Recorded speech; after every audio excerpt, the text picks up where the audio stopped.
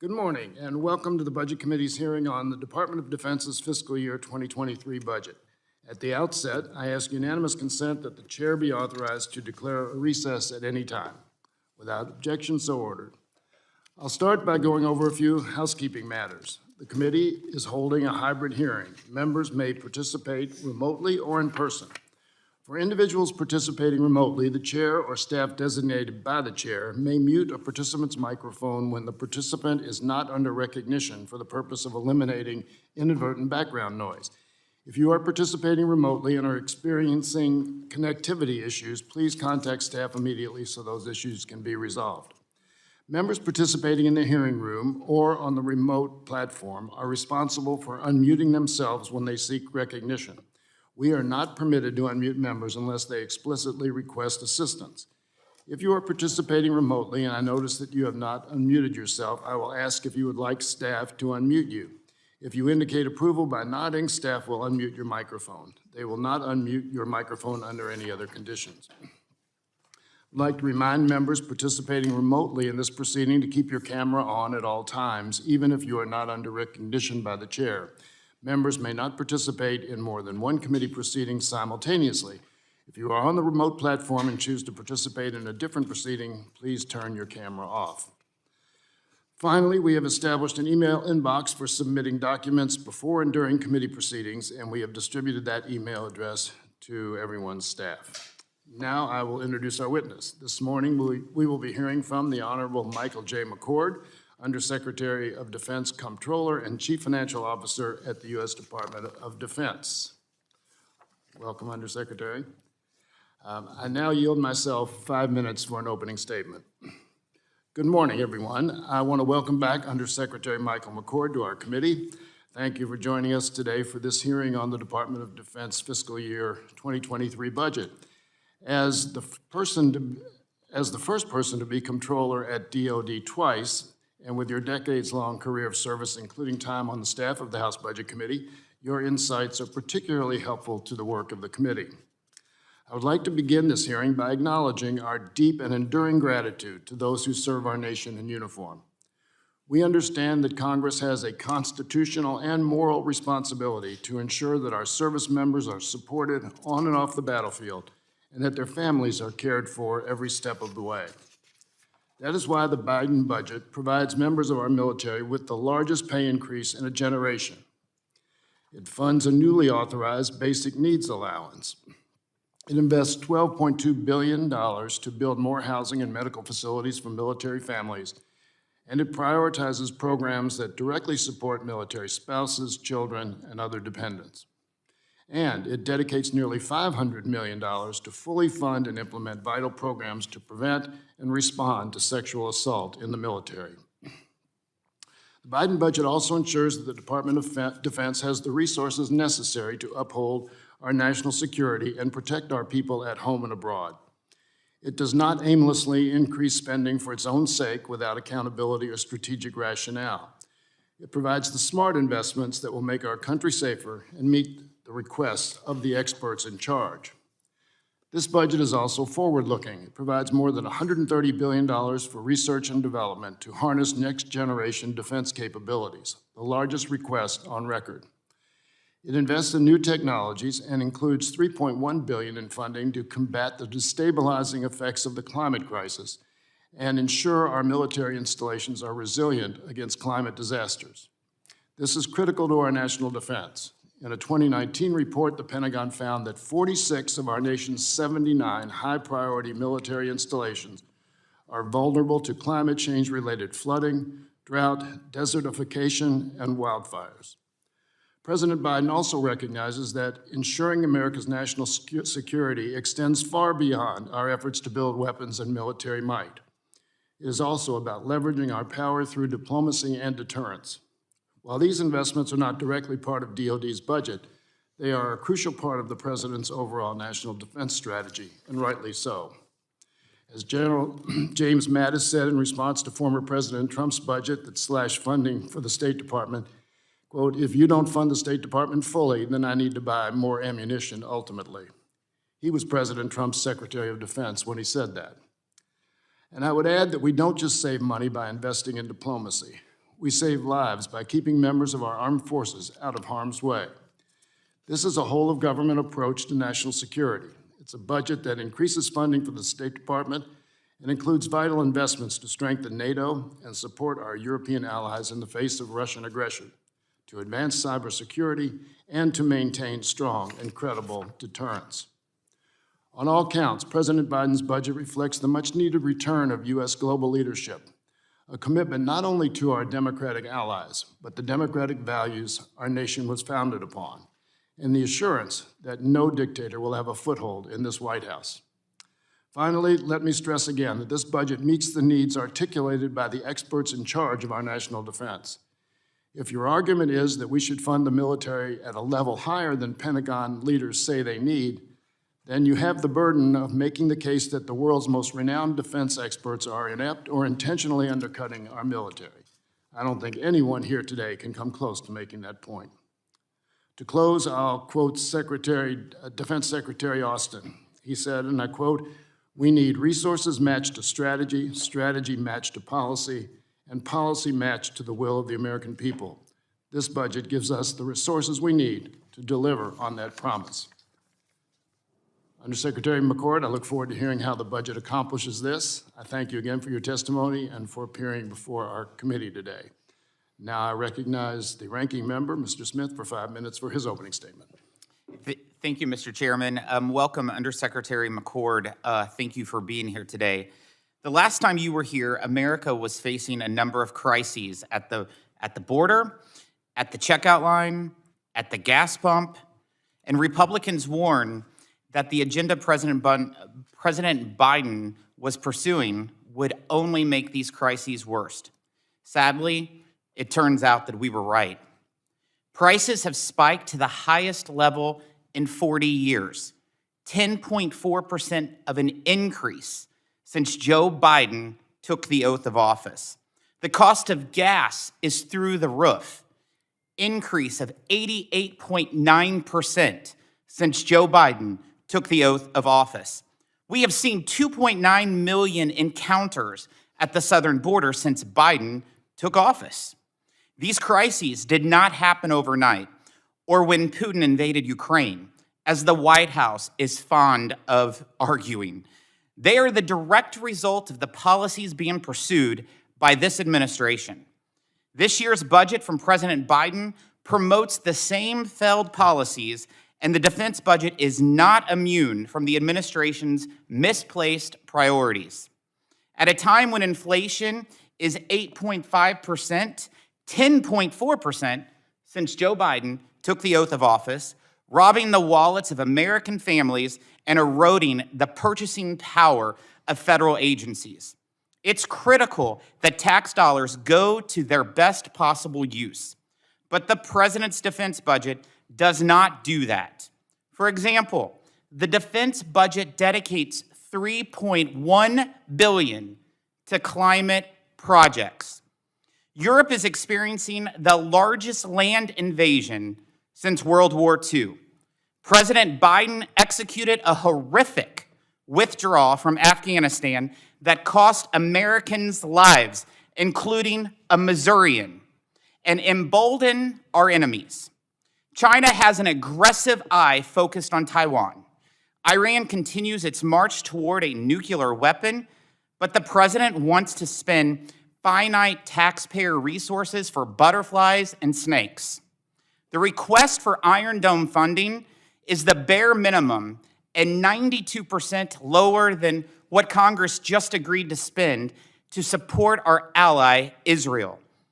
The only mention of Iron Dome in the budget is buried in an appendix. Meanwhile, the president wants to spend $34 million to address extremism in the military. If we're going to talk about extremism, let's talk about the 42 individuals on the terror watch list that have been apprehended at our southern border since President Biden took office. With the president set to end Title 42 border policy, and likely it will double to 18,000, the number of illegal immigrants trying to cross the border every day, I hope our military leaders are talking to the president about how this is not just an immigration problem, It's a national security crisis. We know DHS will need to continue calling DOD for help. That's going to impact the military's bottom line, while at the same time, the president in his budget is telling our military to be sure it funds implementation of a DOD report on equity. These are funds that will not be used to arm and protect our men and women in uniform. Given these circumstances, we must have as much transparency on the part of DOD and the administration about where funds are going and how they are being spent. We need accounting of resources like those left behind in Afghanistan that are now arming the Taliban. We need the Biden administration to maintain the commitment we saw under President Trump to have the Defense Department conduct an audit so that Congress and the American people know how and where tax dollars are being spent, so we can ensure resources are getting to the places they are needed the most. The national security threats at our border and around the world, the highest spike in prices in 40 years, skyrocketing energy cost, President Biden may see these as an inconvenient political problem, but American families, they see them as a crisis. I fear our enemies will see them as weakness. We need a budget that takes these problems seriously. I yield back. I thank the ranking member for his opening remarks. In the interest of time, I ask that any other members who wish to make a statement submit their written statements for the record to the email inbox we established for receiving documents before and during committee proceedings. Once again, we've distributed that email address to the staffs. I will hold the record open until the end of the day to accommodate those members who may not yet have prepared written statements. Once again, I want to thank Undersecretary McCord for being here this morning. The committee has received your written statement, and it will be made part of the formal hearing record. You will have 5 minutes to give your oral remarks, and you may begin when you're ready. Thank you, Chairman Yarmouth, Ranking Member Smith, and distinguished members of the committee. Thank you for this opportunity to testify on the President's FY23 budget request for the Department of Defense. First, Mr. Chairman, I want to thank you for your service to the people of Kentucky and the House and your country, and wish you all the best as you prepare to retire at the end of this Congress. It's a pleasure to be here. Nearly 20 years since I served on the staff of this committee in a very luxurious cubicle in the basement of this building, alongside your staff director and 3 other colleagues who remain on the committee staff today from that time. I appreciate the key role this committee plays in addressing our nation's priorities. Last month, President Biden released his FY23 budget request, as you know, which includes $773 billion in discretionary funding for the Department of Defense, which is a 4% increase over the FY22 enacted amount and an 8% increase over what we requested last year. This represents the largest budget request ever in nominal terms in the history of the department. Our request for the entire national defense function for FY23 totals $813.4 billion in discretionary funding and $827 billion for the function when mandatory spending is included. Given the size and scope of our department with 3 million employees, $3 trillion in assets and worldwide missions, it's hard to summarize our goals and programs and operations briefly, but I want to highlight a few key items from our budget. Our budget was submitted to Congress alongside our new National Defense Strategy, which was designed to fill Secretary Austin's direction to match resource strategy and strategy to policy. In both the strategy and the budget, we prioritize China as our long-term pacing challenge, but we recognize Russia as an acute and dangerous threat to our interests as well. The budget advances our goal through 3 primary channels, which you may have heard the Secretary describe: integrated deterrence, campaigning, and actions to build enduring advantages. These 3 approaches are at the heart of the strategy and the organizing framework for our budget. First, integrated deterrence entails developing and combining the strengths that we have for maximum effect by working across different warfighting domains, different geographic regions, different spectrums of conflict, with our other agencies, other instruments of national power, and our network of allies and partners. Campaigning is something that's more done by combatant commanders. It means well-planned, well-sequenced activities and initiatives around the world that are meant to advance our priorities and gain us advantage over our competitors.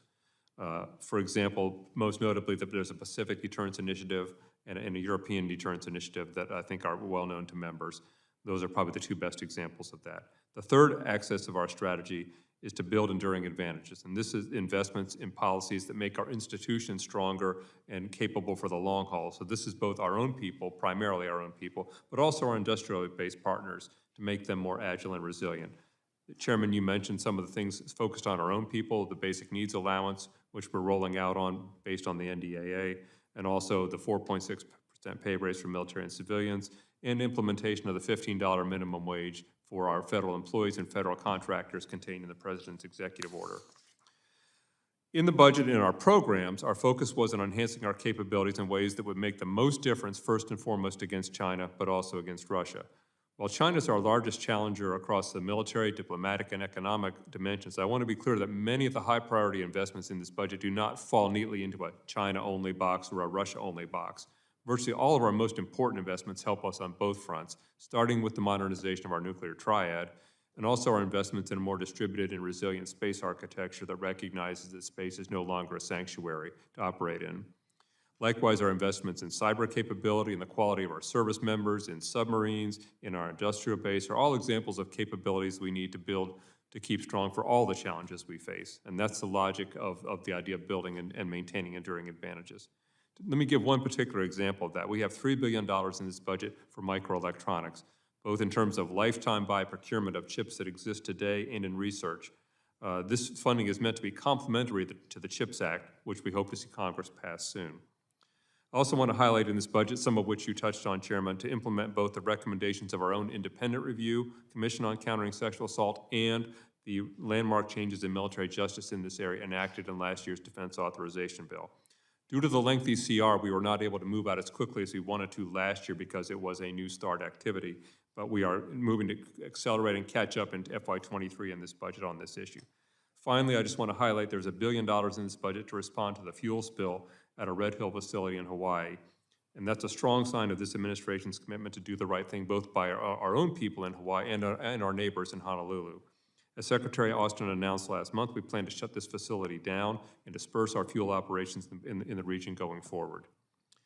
Let me also say a word about inflation. When we saw prices changing last year, we took all the information that we could gather up to the time we finished the budget late in the calendar year and built that into our FY23 pricing.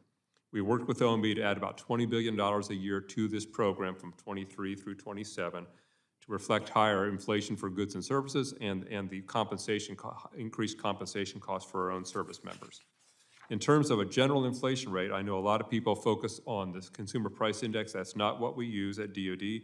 We use the chain-weighted price index for the GDP deflator, which is required by law, first of all, but also more reflective of what we buy. We also use a number of specific price indices for fuel, for housing costs, for our health care. As you know, prices have continued to evolve since we finalized our budget. We recognize the impact of global economic conditions on our ability to deliver the capabilities in this budget, and we're prepared to work with Congress to find the best solutions to address these challenges as we move forward toward the congressional oversight of this budget. To conclude, Mr. Chairman, the people of our department are working hard every day to protect and advance our security and advance the security of our allies and partners. We're doing everything we can to assist the people of Ukraine in their struggle against Russian aggression, which we could not do without your strong support in Congress. I'm ready to discuss that issue further during our session today.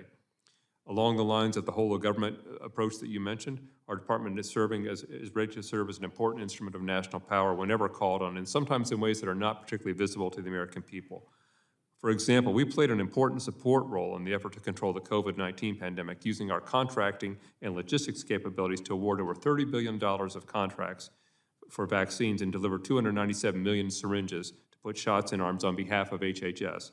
Likewise, working with HHS and AID, we've awarded $7 billion in contracts to procure 1 billion doses of vaccine for global distribution. So this is not something we're doing with our defense budget, but doing with our capabilities to help out our interagency partners. Our budget is grounded in our strategy, and our primary focus is on increasing our capability to make our force better, not to make it a larger force.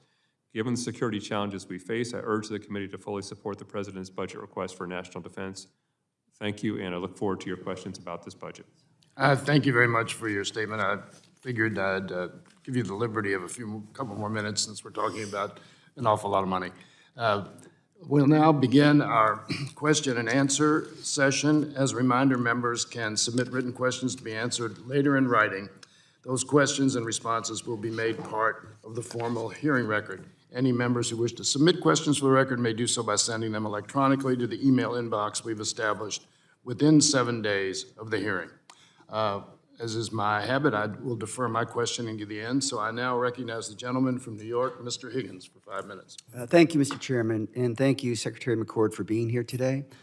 I just want to focus on the issue of America and the rest of the world's addiction to Russian oil and refined petroleum products. The world gives Vladimir Putin $1 billion every single day for the gas and oil that Russia provides to European Union countries, to the United States, and to Germany. Our addiction to oil has weaponized the war in Ukraine and to take advantage of the fact that the United States is not energy independent. In fact, according to the Energy Information Agency, last year, the United States imported 672,000 barrels every single day, or 22 million barrels a month, of Russian crude oil and refined petroleum products. We just spent $6 trillion in 3 Middle East wars, primarily because of our addiction to their oil. Despite what we say, we are not energy independent. Today, in the world, there are 211 lithium-ion battery factories. Batteries make up 30 to 40% of the entire cost of an electric vehicle. 211 lithium-ion batteries worldwide. 156 are in China, 22 are in Europe, and 12 are in the United States. Americans, 75% say they want an electric vehicle. 50% are reluctant to purchase an electric vehicle because of lack of confidence about charging infrastructure. So how does the Department of Defense assess the importance of developing electric vehicles to become energy independent and to combat climate change and to our national defense strategy? Excuse me, thank you. Probably the primary area where we feel like we can make a difference more quickly is on vehicles, on vehicles and aircraft, as you say. Aircraft are what consume most of our energy in the Defense Department, and we do have some programs that are going to take longer to deliver, something called the blended wing body, which is something that will benefit both our longer range aircraft like a tanker, but also of interest on the commercial side, so hopefully a win-win for the department and the private sector. On the climate side in the department, one of the key factors that we thought about here in this past year building this budget was trying to, as you say, look at where the market is moving so that we are not wedding ourselves to technology that industry is not going to be producing in a few years, so that we are not in the situation we are in with something like a submarine where we're buying something, we're the only one who buys something. So we are looking for wins that will keep us in sync with the market, that will reduce our logistic tail. It's something you look at today in Russia, Ukraine. The Russians are suffering greatly by their poor logistics. This is something, not to say that their capabilities are anywhere near ours, but this is a situation you don't want to be in where you're tied down by your logistics strain. So we're looking to make ourselves more agile as well as market friendly with these investments. Without Russian oil and gas exports, the Putin regime would collapse. It is estimated that 300,000 young people under the age of 40 that are tech savvy. Russia produces more software engineers than any country in the world and twice that of the United States. The problem for Russia is it's an economy that's shrinking, its population is shrinking, and all the people that are leaving are the young people that are looking for a better way of life somewhere else. So when you look at 35 to 40% of the entire economy is gas and oil, and we, and in Western Europe, are addicted to that gas and oil, that empowers Putin. Then he steals the money from the Russian people, gives it to oligarchs, that puts that money in rule of law nations. So it's harder to sanction those monies because in rule of law nations, people that have money have rights. So it just seems to me that this all comes down to the very same conclusion.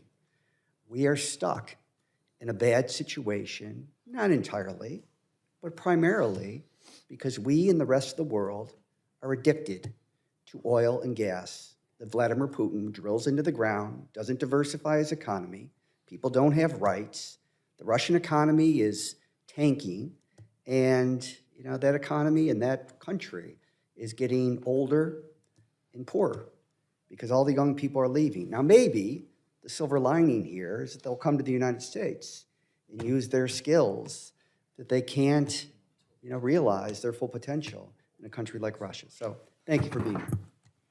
Gentleman's time has expired, and now I yield 10 minutes to the ranking member, Mr. Smith. Thank you, Mr. Chairman. Mr. McCord, President Biden's defense budget spends $3.1 billion on climate programs.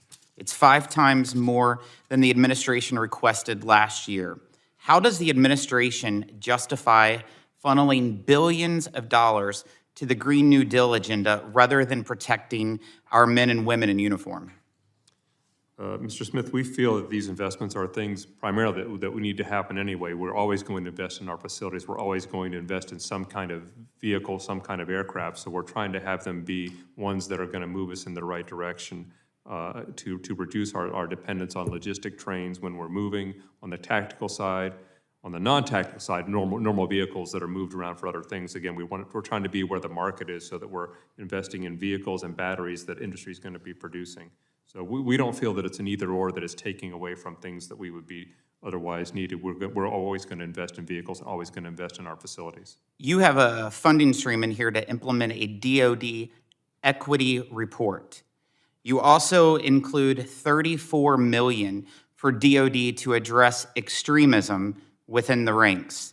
DoD has identified fewer than 100 instances of confirmed extremist activity in 2021, and investigators have turned up no more than a handful of so-called extremists within a military of 2.1 million people.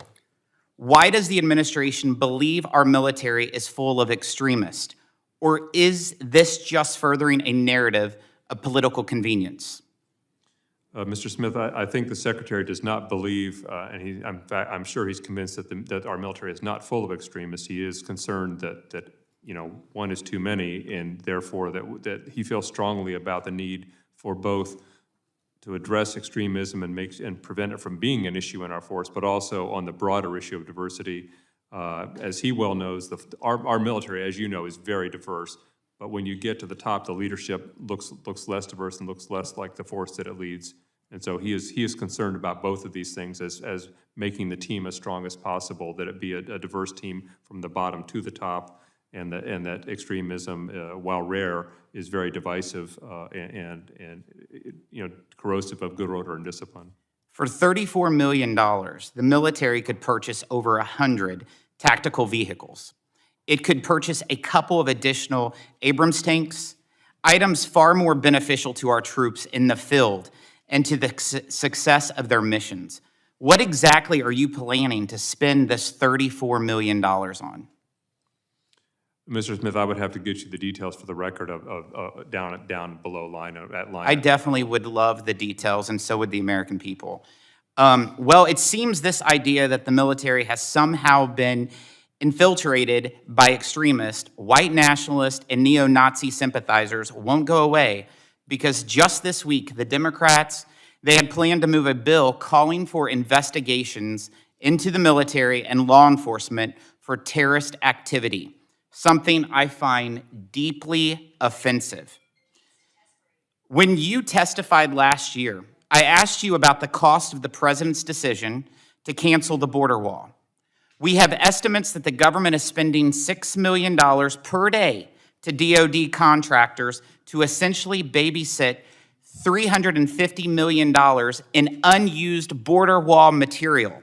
We sent you a letter as well, to which we've yet to hear back. Mr. Chairman, I ask unanimous consent to submit the letter for the record. Without objection.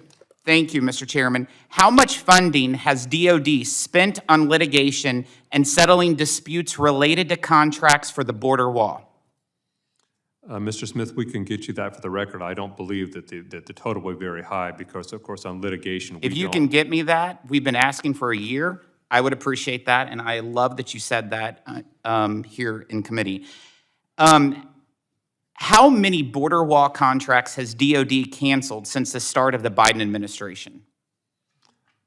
I don't have that number at my fingertips. I don't believe the number of contracts was large. The dollar amount may have been larger, but I don't think there were that many different Can you contracts. give us that information? The number of contracts. Hopefully in a timely fashion too. And how much more of DOD funds does the administration intend to spend on settling these contracts?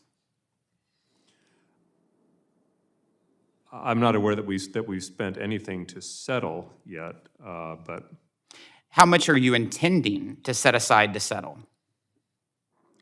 we don't have funds set aside for border wall litigation in the. So you won't be able to settle any contracts if you have no money set aside? Well, we, the Department of Defense, would work in concert with the Department of Justice, who is always the lead for litigation for the. As soon as you have any settlements, I would love to have that information, and I think the Budget Committee members would love that as well. We know DHS has had to request assistance from DOD to aid in dealing with the border crisis. Does DOD support the President's plan to lift the Title 42 border policy and double the number of illegal immigrants, roughly 18,000 folks attempting to enter the U.S. each day? I don't know that the Department of Defense was asked or has provided a view on that policy matter. I will say on support to the border, that is something that has occurred every year that I've been associated with the department. So for at least a dozen years in a row, the Department of Homeland Security asks us to provide security. I think many members are familiar with. We're not directly in contact with illegal immigrants, but we are on the intelligence side and the support side. That would be continuing this year. The Secretary has already responded to Secretary Mayorkas's request that we be prepared to provide support again this year. Is DOD planning for the contingency that it will have to fund some sort of effort to assist DHS with the border crisis? And how much of its budget does DOD believe will need to be allocated to assist DHS? In recent years, the average has been about 0.1%, about $500 or $600 million a year is the bill that we have tended to run up each year in providing support to the border wall. Okay. I'm sorry, support on the border, not to the border wall, excuse me. Last year, I asked you about what areas of the defense budget are impacted the most by increases in inflation. You said probably the thing that we notice the most rapidly in the Defense Department is when fuel prices change because we're such a large consumer of fuel. We have seen a dramatic rise in fuel prices since President Biden took office. In fact, 88.9% increase. How have these higher fuel prices affected DOD? What we discussed last year is still the case today, that fuel is our most volatile and easily recognizable price increase when prices change. This year, in FY22, we have already seen a fuel price increase in the first couple months of $1.5 billion. That cost increase was made known to the appropriations committees who provided funding for that in the omnibus appropriations bill that was signed 6 weeks ago. Wow. Since that time, largely due to the price spike after the Russian invasion of Ukraine, we estimate a bill of $1.8 billion for the rest of this fiscal year. So over $3 billion across the course of this fiscal year in increased fuel prices if the situation remains as we see it today. Wow, $3 billion is a lot. And, you know, in fact, in an exchange between Chairman Yarmuth and the OMB director, Shalonda Young, last month, they suggested that since DOD can lock in prices in advance with contracts, DOD's budget is not particularly impacted by inflationary increases or fuel cost. Do you agree with Chairman and Director Young, or do you disagree and see that as a real concern? $3 billion seems like a real concern. Mr. Smith, we do have contracts, but we are, although we are a very large consumer of fuel, we are still at the 1% level in terms of the fuel market. But it's a concern. We cannot move the markets ourselves, and we don't have an ability to buy long-term contracts that completely insulate us from. We do buy by contract, but they only go so far out. So the president's budget proposes the bare minimum of funding for the Iron Dome defense system for our ally Israel. The funding level is 92% less than what was recently adopted in the bipartisan fashion by Congress.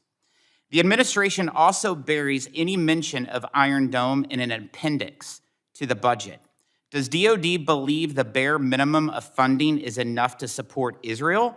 And what sort of signal does that send to our ally Israel and to Israel's enemies about U.S.'s commitments when it's obvious Iran is charging full speed ahead to a nuclear weapon? I would say the department has a pretty long history of cooperative programs with Israel, including Arrow and David Sling. The Iron Dome funding last year, of course, was a spike because of the rocket attacks, and the request from the government of Israel for $1 billion was over and above the normal support. So we are continuing the normal support, but we don't have anything. That was a one-time $1 billion last year request from Israel based on this specific incident. Thank you, Mr. Chairman. Gentleman's time has expired, and now recognize the gentleman from Texas, Mr. Doggett, for 5 minutes. Thank you so much, and thank you for your service and your testimony. This budget request unifies the Army's modernization strategy under the Army Futures Command, which is based in Austin, Texas, with almost an additional $1 billion over the current budget. And after a year that Army Futures has described as a standout year. So I'm pleased to see that provision, though I remain concerned that a permanent commanding general has not yet been submitted to the Senate. Particularly important in the cooperation with Army Futures Command, which is so unique, is the involvement and engagement with the private sector, with the University of Texas on trauma care, which promises great benefits to the civilian sector as well, and the work with Austin Community College in opening the doors on an Army software factory. So I'm very pleased to see that that is happening. I'm a little amazed, but perhaps those who view the events that occurred here that culminated with the attempt to overthrow the government on January the 6th dismiss the need to focus on domestic extremism. I think all those who don't believe in the fantasy that this was a legitimate political discourse would have to applaud the portion of this budget that's allocated to concerns about domestic extremism. Likewise, I find the ranking member's criticism of the portion of this budget allocated to addressing the existential challenge of the climate crisis, I think they would be shocking were they not repeated so frequently. The climate crisis is one of our most serious national security challenges, as not only this budget, but one former national security leader after another, people like Admiral Dennis Blair, have recognized that we need to be dealing with this and that we are already facing the dangers to our families of not addressing the climate crisis. So I think the real danger to our families, security-wise, is not from this budget, but from those who continue to be climate deniers. Finally, Mr. McCard, as far as Ukraine is concerned, our most immediate issue right now, it's very encouraging to see what happened with the secretaries going to Kyiv this week and with the developments yesterday, the fact that this administration doesn't take a go-it-alone approach, but is uniting both NATO and countries outside of NATO to help. Can you outline for us basically what this budget is doing concerning our ongoing commitment to give the Ukrainians everything that they need to defend their freedom and prevent advances beyond Ukraine by Russian atrocities in Moldova or elsewhere? Thank you, Mr. Doggett. Our budget per se for 23 was built before, it was finalized before the invasion occurred. So there's not a direct straight line from invasion, therefore the budget does X, Y, Z. What I will say is that for 22, we had a supplemental attached to the omnibus appropriation bill with strong support for both the state and the DoD sides of support to Ukraine. We have, as of the end of this week, we will have pretty much used all of that, the drawdown and Ukraine Security Initiative funding. We anticipate sending an additional supplemental to Congress this week to continue to message that we are in this with the Ukrainians, we and our partners, to make sure that they have what they need to continue their fight against Russian aggression. So for 23, we're going to be reviewing this summer to what extent our posture in Europe should change. And then there's a lot of variables there. It may seem obvious that the answer would be we're going to have more troops stationed in Europe, but given that Russia may emerge weaker, there needs to be some analysis before we jump to that conclusion. We will be doing that analysis this summer. I think that we will be able to, after the NATO summit this summer, And after that analysis, we'll be able to come back to Congress and say, what do we think needs to happen in Europe over and for our own posture is the U.S. anchor of NATO. In addition then to what is the nature of the conflict? Is it over? Is it turned into a frozen conflict? Is it still an active conflict? But I anticipate that we will be continuing to stand with the Ukrainians, and if we need to ask for additional funding in 23, specifically to assist the Ukrainians, I would anticipate that the Secretary will be back before Congress to talk about that. But the budget itself continues the underlying framework of European Deterrence Initiative, and we look forward to seeing how we can strengthen that in concert with our allies at the NATO summit this summer. Thank you so much. Thank you, Mr. Chairman. I yield back. Gentleman yields back. I now yield 5 minutes to the gentleman from Mississippi, Mr. Kelly. Thank you, Mr. Chairman, and thank you, Mr. McCord, for being here today. The Biden budget includes several misplaced priorities while it fails to fund programs critical to national security.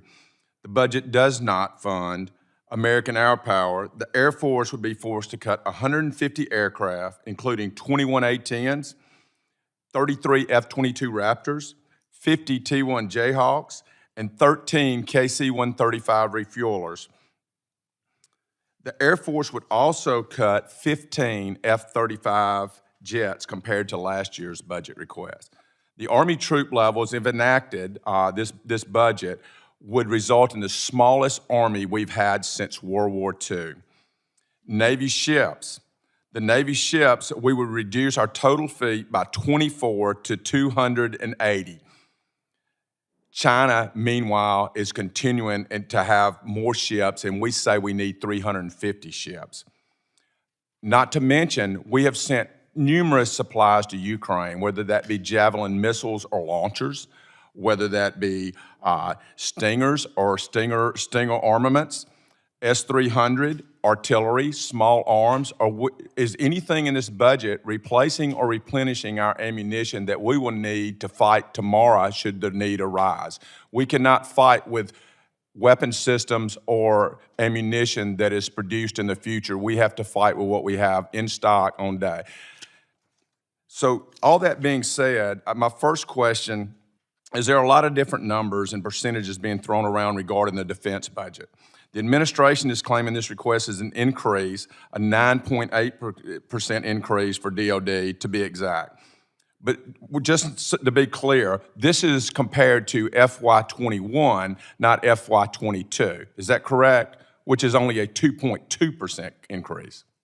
You're correct that the two-year increase was 10%, and the reason that we mentioned that was that up until the time we were finishing, it wasn't clear what was going to happen with FY22, so it was a good way to sort of anchor from 21 to 23 before we knew where 22 was going to come out. Now, refresh my memory, this is also based on a 2% inflation rate, which we know is greater than 8%. Is that correct, this budget? Our budget is a real increase with the inflation rate that's in our budget. Obviously, inflation continues to evolve, and the numbers will be known for good a year and a half from now when FY23 inflation is a fact as opposed to a projection. But it's an 8% inflation rate now over last year, not a 2% inflation rate. Not in terms of the deflators that we use. In terms of the CPI. Let me get to the next point. But even at a 2.2% increase over last year's budget, even the 2% number you gave last year means defense spending is flat this year under the Biden budget. Again, our budget is a real increase over both the enacted and the requested last year, but the exact numbers will be fluctuating as if inflation continues to be dynamic as it is right now. And it continues to have $3.1 billion on climate programs. Is that correct? That is the figure that we have in the budget. That's and correct. I haven't seen any electric tanks or electric vehicles operating in the Ukraine theater. Have you? No, and tanks are not a primary lever that we're trying to electrify. Are the cuts to the Air Force fighter procurement, total Navy ships, Army troop levels due to the administration's insistence that we can spend more money on green policies? If not, can you tell me why we're cutting ships, airplanes, and troops? Yes, thank you for that question. I realize this is an issue that the committees are going to grapple with as they go through their markups on the Armed Services Committee where you sit and elsewhere in the appropriations process. The primary rationale for some of these reductions is that we're trying to divest ourselves of older, less capable systems that we don't think are going to cut it in a high-end fight with China if it comes to that. So that the ships, in particular the older LCS, are just not that capable. The A-10s are good airplanes. Okay, let me real quick, because I only have time for one more question. And I'm sorry, I want the rest of your answer, but I need to ask this one more question. Of the unfunded requirements list, the UFERs, that every year we want to fill, those are things that we need that we don't have funds for. How many of those could be funded with the 3.1 billion in green climate stuff? I believe the total of all the combatant commander-in-chief unfunded lists are much higher than $3 billion. So yes, you could use the $3 billion in another way if the committee's. With that, I yield back. Gentleman yields back, and now you have 5 minutes to the gentlewoman from Illinois, Ms. Schakowsky. Thank you so much, Mr. Chairman. Mr. McCord, as the Chief Financial Officer, I'm sure that you're aware of the recent report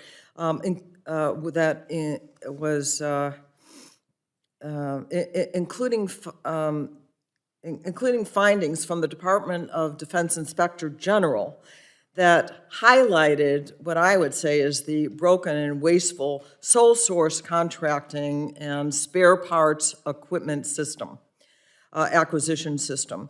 The Pentagon and the American taxpayers, I think, are really getting ripped off by many of these contracts. Some of those contractors have raised prices on essential items to the tune of more than 3,000%.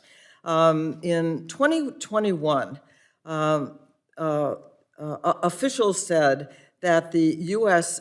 Air Force paid a price of $10,000 to replace toilet seat covers. Now, I go way back to a time when we talked about $1,000 toilet seats and for a military cargo plane.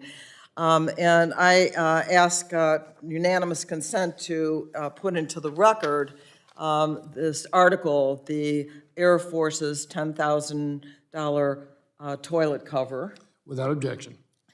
And it seems to me that many of these small but vital parts and components are necessary, but because they can often be labeled commercial items, that contractors can refuse to provide the information that is, and the cost information, and prevents us from actually getting the best price. So I know that the department itself at one point in 2012 said that there ought to be legislation that would reform the contracting process and lower the prices. So I wanted to know what you would say about these excessive prices that the contractors are charging. Thank you for that question. I would say I'm not familiar with the Air Force particular contract that you're citing, but I would say in general you are correct that we have a different standard for commercial items than we do for non-commercial items, and that's a judgment that the department and the committee. Well, does that mean that we have a harder time doing negotiations for a lower price? Well, for a commercial item, yes, you're not supposed to be spending the same amount of time negotiating or doing contract auditing on the back end, and that's a trade-off that everybody has to make a judgment on as to whether, if every commercial item went through the same scrutiny as a submarine, then you would have, you'd need a lot more contract auditors, you'd have additional costs and time spent.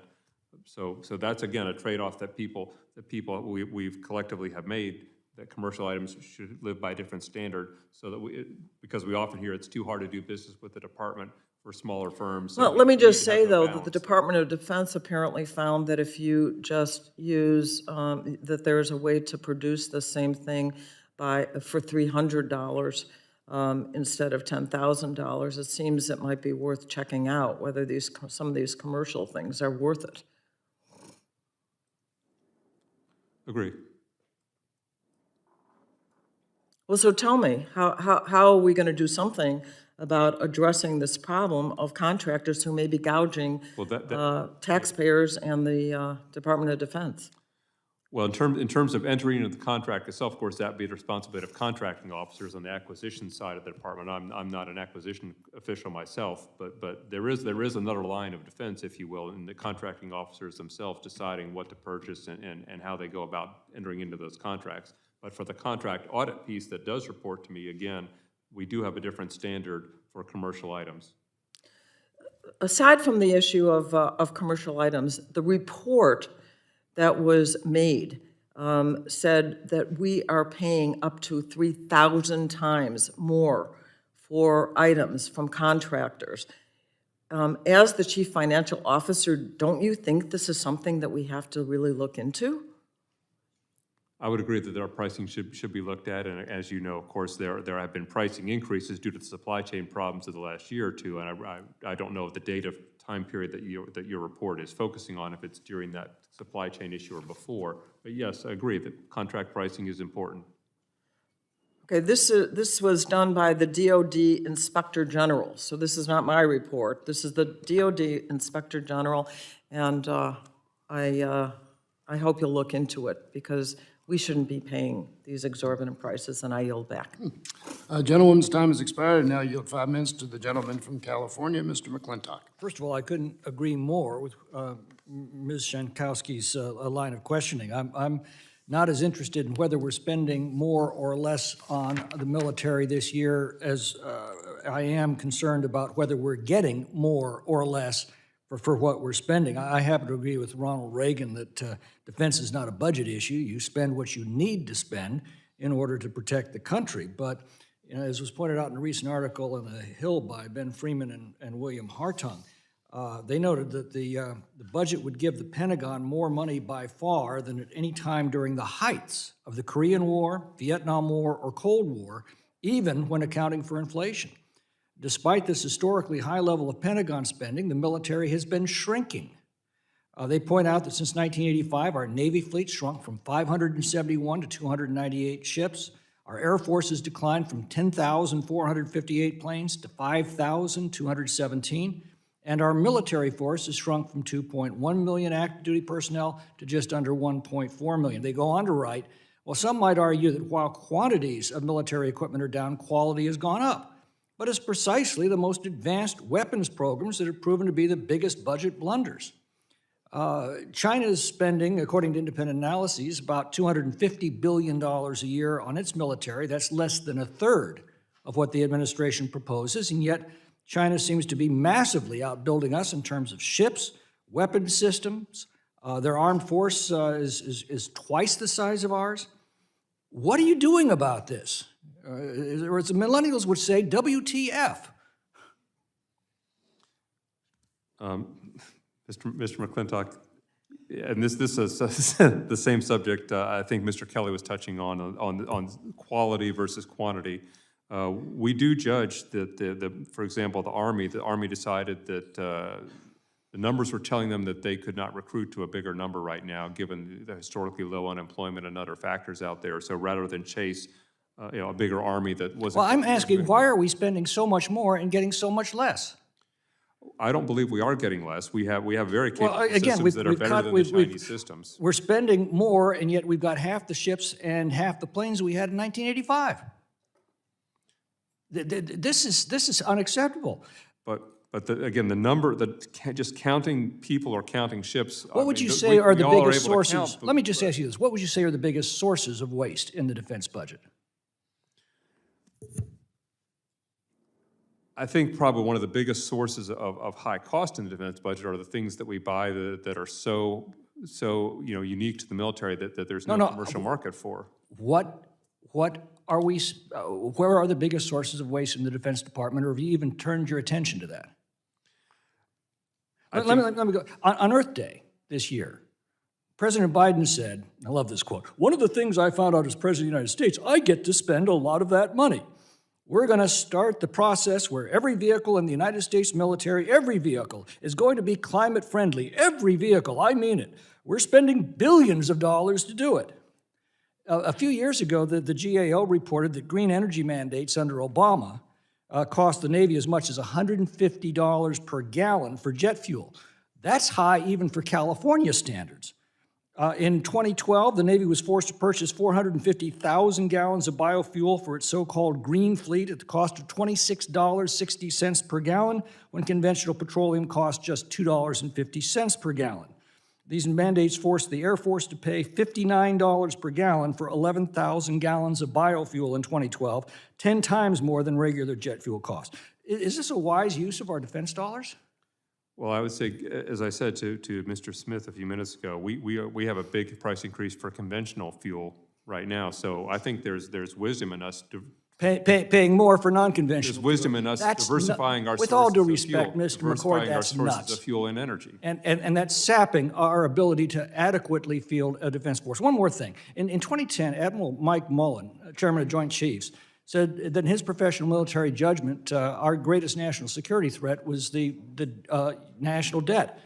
That year, that debt was $13 trillion. Today, it's over $30 trillion. Does the administration agree that's still our biggest national security threat? If you say the administration, I can't speak to what The military how the establishment. president would rank these threats, but the debt is a threat, climate is a threat, China is, we have a number of issues we don't get to focus on just one. So you would place the climate in the same category as China or the national debt? You know, countries that bankrupt themselves aren't around very long, because before you can provide for the common defense, you have to be able to pay for it. And don't tell me, oh, well, they've cut the deficit in half this year. That's compared to the blowout spending of the last 2 years. You go back to the last pre-pandemic year, the deficit this year under this budget balloons 50%. And it wasn't the Republican tax cuts. Revenues went up after those cuts, not down. The only reason the deficit continued was because we couldn't say no to spending. I yield back. Gentleman's time has expired. I'm going to give the Undersecretary the opportunity to finish answering the question that Mr. McClintock asked, if you want to. Chairman, let me just come back one more time on the subject of quantity versus quality, which I think is the part that you're referring to. We do have a reduction the Navy proposed, and we at OSD agreed with some older, less capable ships, the littoral combat ships, and in particular. Same on the aircraft side. The KC-135s that Mr. Kelly referred to are being replaced by the new KC-46s. Just counting the numbers, the things that we're divesting are not equal in any sense capable to the ones that we're buying, but they cost you money to maintain them, speaking of what is perceived to be wasteful. So ships that are not going to be effective in a high-end contest with China but cost us money to maintain, divert money from the things that we think we need to buy. And this is something that any executive would look at, right, is divesting from older, less capable things to move to newer technology. But these are difficult trade-offs for people, and it does lead to quantity reductions, having fewer ships or fewer aircraft. But again, we think these are wise investments, but these are things that we need to persuade Congress of or not. I mean, that's a big part of every annual defense authorization debate is whether or not we will be allowed to retire older systems that we propose to retire. Thank you for that answer. Now you have 5 minutes to the gentleman from New Jersey, Mr. Cirrus. Thank you, Mr. Chairman. Undersecretary McCord, thank you very much for your service to this country. Mr. McCord, I am the chairman of the Western Hemisphere Subcommittee, and I am committed to ensuring our relationships with countries in Central, South, and in the Caribbean are always progressing. How does the Pentagon's requested budget impact U.S. national security in the Western Hemisphere? Thank you. As you know, in the Western Hemisphere, particularly in Central and South America, our so-called Southern Command area of responsibility, it continues to be an area where we have minimal military force, minimal military presence, and the whole of government center of gravity is more diplomatic, economic, which is why we have our Southern Command in Miami, which is sort of the financial and diplomatic capital of the region. We do continue to have a minimal economic force level there because the military threats don't justify more. The primary thing that we are continuing to look at here is the inroads that China is attempting to make using all of their levers, economic, loan, information. So that is probably the number one thing that we're looking at in addition to, and then secondarily, the counter-narcotics issues are our big line of effort in that region. In the Western Hemisphere writ large, in the Northern Hemisphere, of course, we have the Northern Command, and we're looking at a wide range of issues from assisting Homeland Security with cyber protection of the United States and our critical infrastructure. So, in that meaning of Western Hemisphere, we have a lot going on. What resources are being made available to ensure our regional partners and allies have support in countering malign influences in the Western Hemisphere? I know that we have different pacts with, let's say, with the Dominican Republic, or we have Costa Rica. Are we increasing our efforts and our money to work with these countries to improve the security of our country? I would have to get you for the record whether what specific budget levels that there are. We have exercise budgets that are not always line item because we don't want to let them unfold, and we don't lock them in advance in our budget. But we are continuing the efforts that we've had in Southern Command area of responsibility with exercises with all of our partners. You know, one rumor that's floating around in my community is that Cuba is working with Russia in terms of having another boat lift, happen. I'm just wondering if we are defensively prepared for such a exodus again from Cuba. Have you heard anything like that I have not. I would have to consult with General Richardson, our commander at Southern Command, as to what operations and contingency plans are most prominent in Southcom's efforts and planning right now. Thank you. And my last question has to do with the countries facing the Pacific. I'm talking about Argentina, I'm talking about Chile, I'm talking about Peru. How are we working with these people to offset the China influence? Again, this gets back to, I know the chairman mentioned the whole of government approach, and as I did as well. This is something that we cannot do by ourselves as the Department of Defense. We are certainly keeping an eye on Chinese and Russian attempts to buy influence, to buy friends, to access resources in the region. But Southern Command by themselves does not have the authority, does not have the responsibility really of being the only way that we counter Russian and Chinese inroads in Central and South America.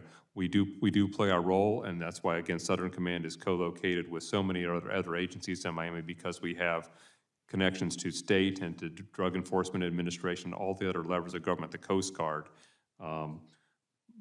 Again, I would have to consult with General Richardson to get you a better answer on exactly what all of her plans are for her region.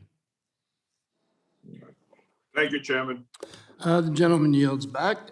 Now I yield 5 minutes to the gentleman from Pennsylvania, Mr. Smucker. Thank you, Mr. Chairman, Mr. McCord. Good to see you.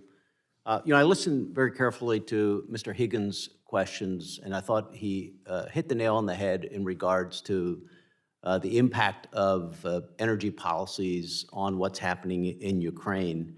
And I just wondered if you agree with that. Do you agree that energy policies were in many ways are linked to what's happening in Ukraine?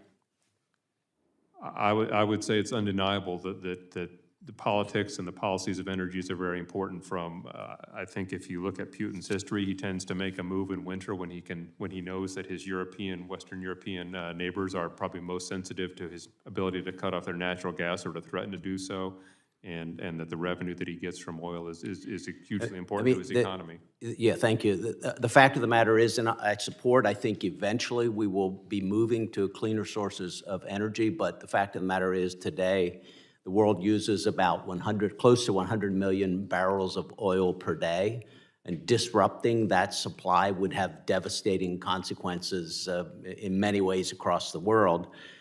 Do you believe that whether or not our nation is energy independent is important for our future security? It is. Under the previous administration, it was widely seen that that we were, as a country, energy independent. Do you agree with that? I am not an expert in this field. I don't know that we've ever been energy independent in the industrial era. But do you agree that some of the first actions that President Biden has taken reduced our energy production and our energy independence? A little bit outside my area of expertise. I couldn't comment on that. Well, I mean, clearly he did. In the first week of his presidency, he stopped, he reduced production. He has slowed up the permitting for a new production of oil and gas, and it makes no sense. Does that make any sense to you if a president is making those kind of decisions? Well, I know that, for example, the Keystone Pipeline was a controversial decision under every administration over several years. So I think there was arguments on both sides. But don't you think a president should be, at this point, particularly as we're seeing, and you already said you agree that energy is linked to what's happening in Ukraine, don't you think it would make sense for a president to do everything that he can to boost our production right now? Well, there would be boosting production and boosting our climate resilience and boosting our electric vehicle and other. I mean, there's multiple ways you would want to attack this problem, I think. You know, I think it's very difficult to look at the policies of this administration and not see how they are linked to what's happening in Ukraine. Even Zelensky and his advisors have said that our energy policies and policies of energy production in Europe have given the Putin the opening to do. He thought he had the leverage. We gave him leverage to do that. And then, as Mr. Higgins said, we helped to fund that war, fund what he's doing by continuing to buy oil from them. And then the other part of the energy policy is it has resulted in the inflation that we've seen today. And earlier this month, the House Armed Service, before the House Armed Services Committee, Chairman of the Joint Chiefs of Staff Mark Milley said this budget assumes an inflation rate of 2.2%, which is obviously now incorrect when we've seen inflation of 8.5%, far outpacing what was predicted in this budget. Why do you think the budget has missed the mark in so many ways in regards to rising prices? Well, I want to distinguish the inflation rate in the 23 budget is for FY23, which hasn't started yet and won't end for a year and a half from now. So no one can conclude that we know that it's right or wrong. I would concede that inflation today is higher than what it was when we were locking the budget. Yeah, so you agree that they were wrong in the predictions of the budget in regards to inflation? I would agree that anyone who predicts inflation in advance is going to be wrong, and I know that we're going to get more data. Former chairman of the Joint Chiefs of Staff, Admiral Michael Mullen, said back in 2010 that the most significant threat to our national security is our debt. At that point, our debt was $13.5 trillion, and now, as you know, it's over $30 trillion. One of the consequences of rising inflation that it's now forcing the Federal Reserve to raise interest rates, which also raises the cost for the U.S. to pay the interest on our debt. How do you think additional spending on interest, which will absolutely be required as a result of policies that have led to inflation, how will that additional spending affect and perhaps undermine our national defense? Well, that would be a question that is, obviously primarily in your wheelhouse here in the Budget Committee as to how you would assess whether mandatory spending on debt is going to change your decisions on discretionary spending or discretionary spending caps, should caps exist. But it's an issue for all of us, and especially for those of you on the Budget Committee, as to whether the mandatory side, mandatory spending such as interest on the debt, is going to change what we think we can afford on the discretionary side. Thank you. Gentleman's time has expired. Now recognize the gentleman from Massachusetts, Mr. Moulton, for 5 minutes. Thank you, Mr. Chairman. Mr. McCord, I'd just like to start by expressing my agreement with my colleague here and my shared concern for the impact of the deficit on our ability to provide for our national defense. And that is one of many reasons why I voted against the Trump tax cut that provided millions for millionaires at the expense of our national security and ballooned the deficit to epic proportions. I think that your budget here strikes the balance right. I agree with your top line. I think that the administration is finding a way to balance the needs of the military with also the importance of diplomacy. As a Marine veteran myself, I saw every single day in Iraq the impact that diplomacy had on saving the lives of our troops. I align myself strongly with Secretary Mattis, who, as Mr. Trump's Secretary of Defense, emphasized how important it is to fund our diplomatic establishment, our more ammunition. Can you talk for a minute about how your budget supports our allies in Europe, meets the pacing threat with China, and balances all these things with the needs of the national security establishment today? Thank you, Mr. Bolton. Let me start with China.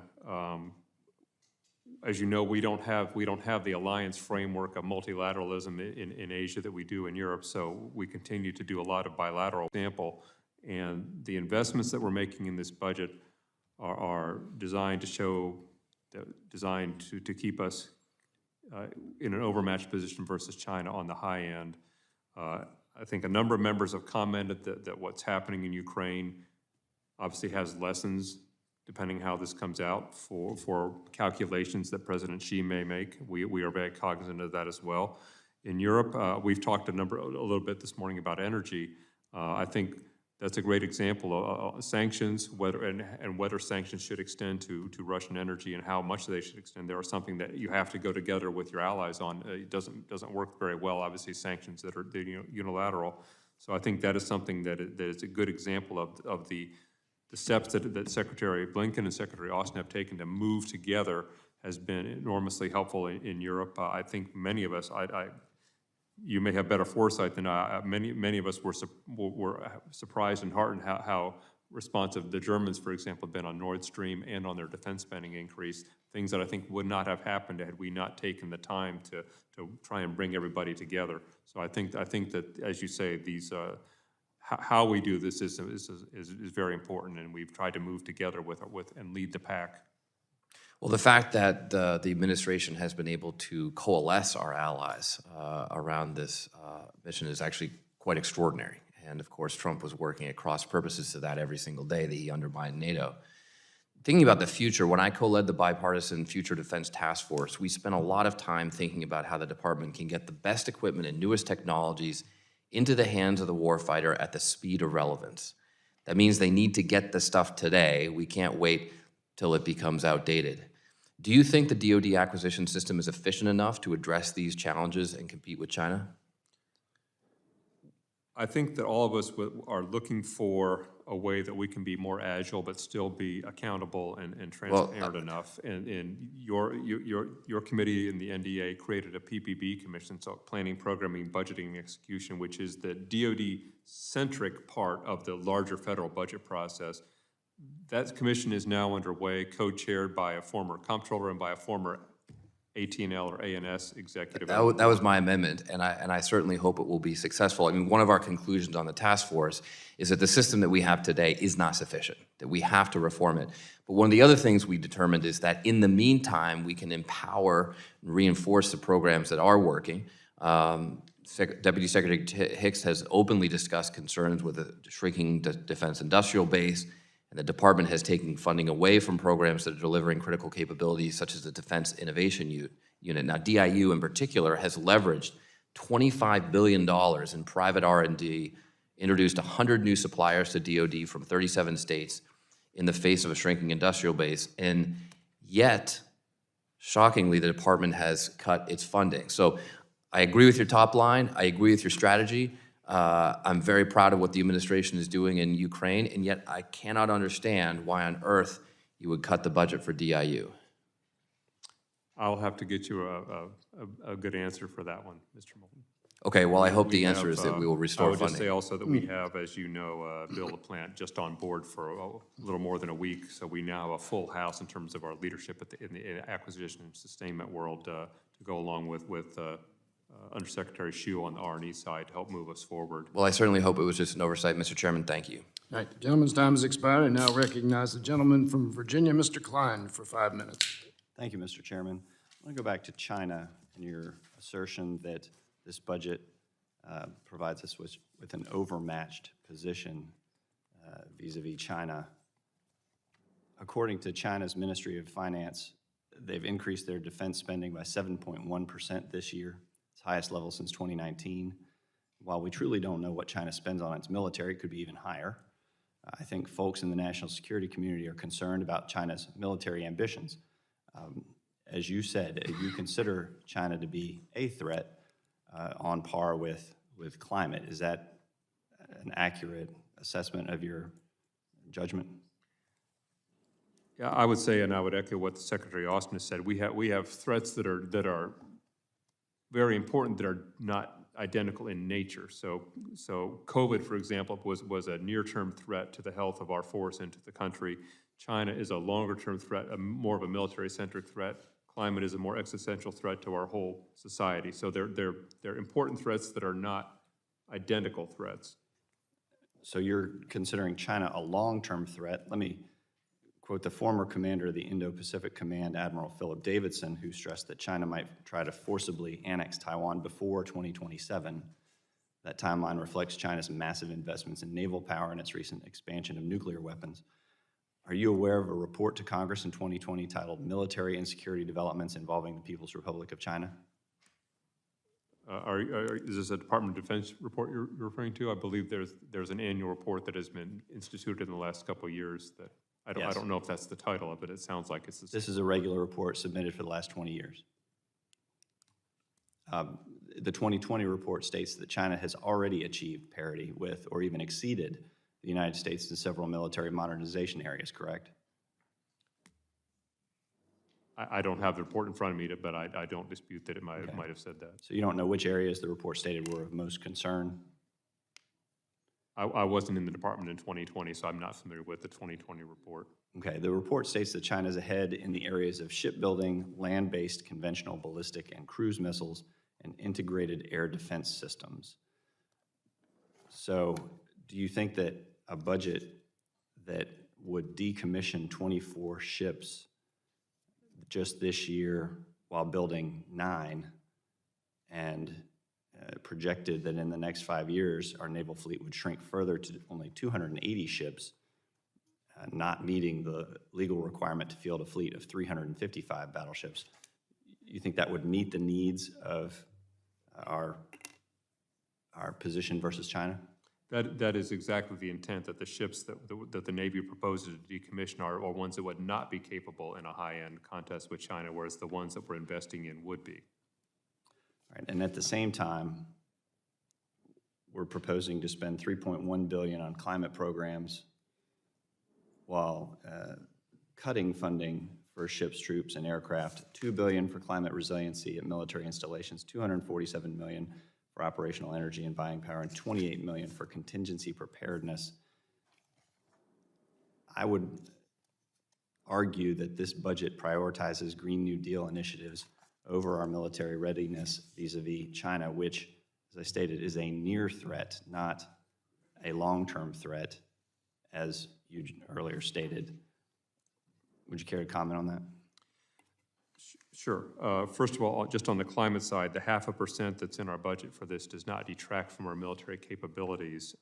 These are investments, and we're always going to be investing in our vehicles, especially our non-combat vehicles. So we want to be investing in ones that are in the same direction the market is moving.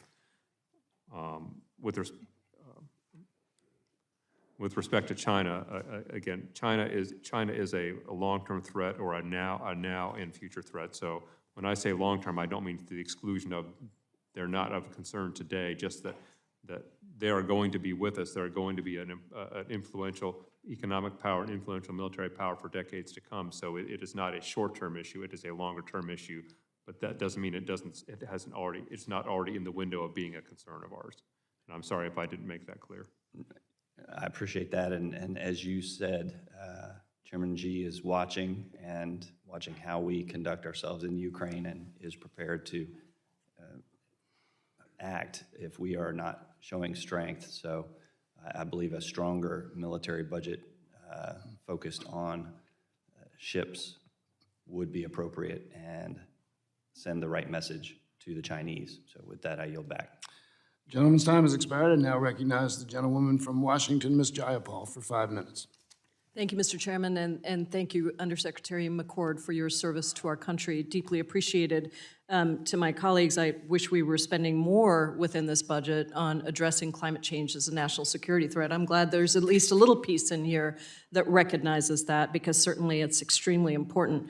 Mr. McCord, you probably know I'm not a fan of the ballooning Department of Defense budget.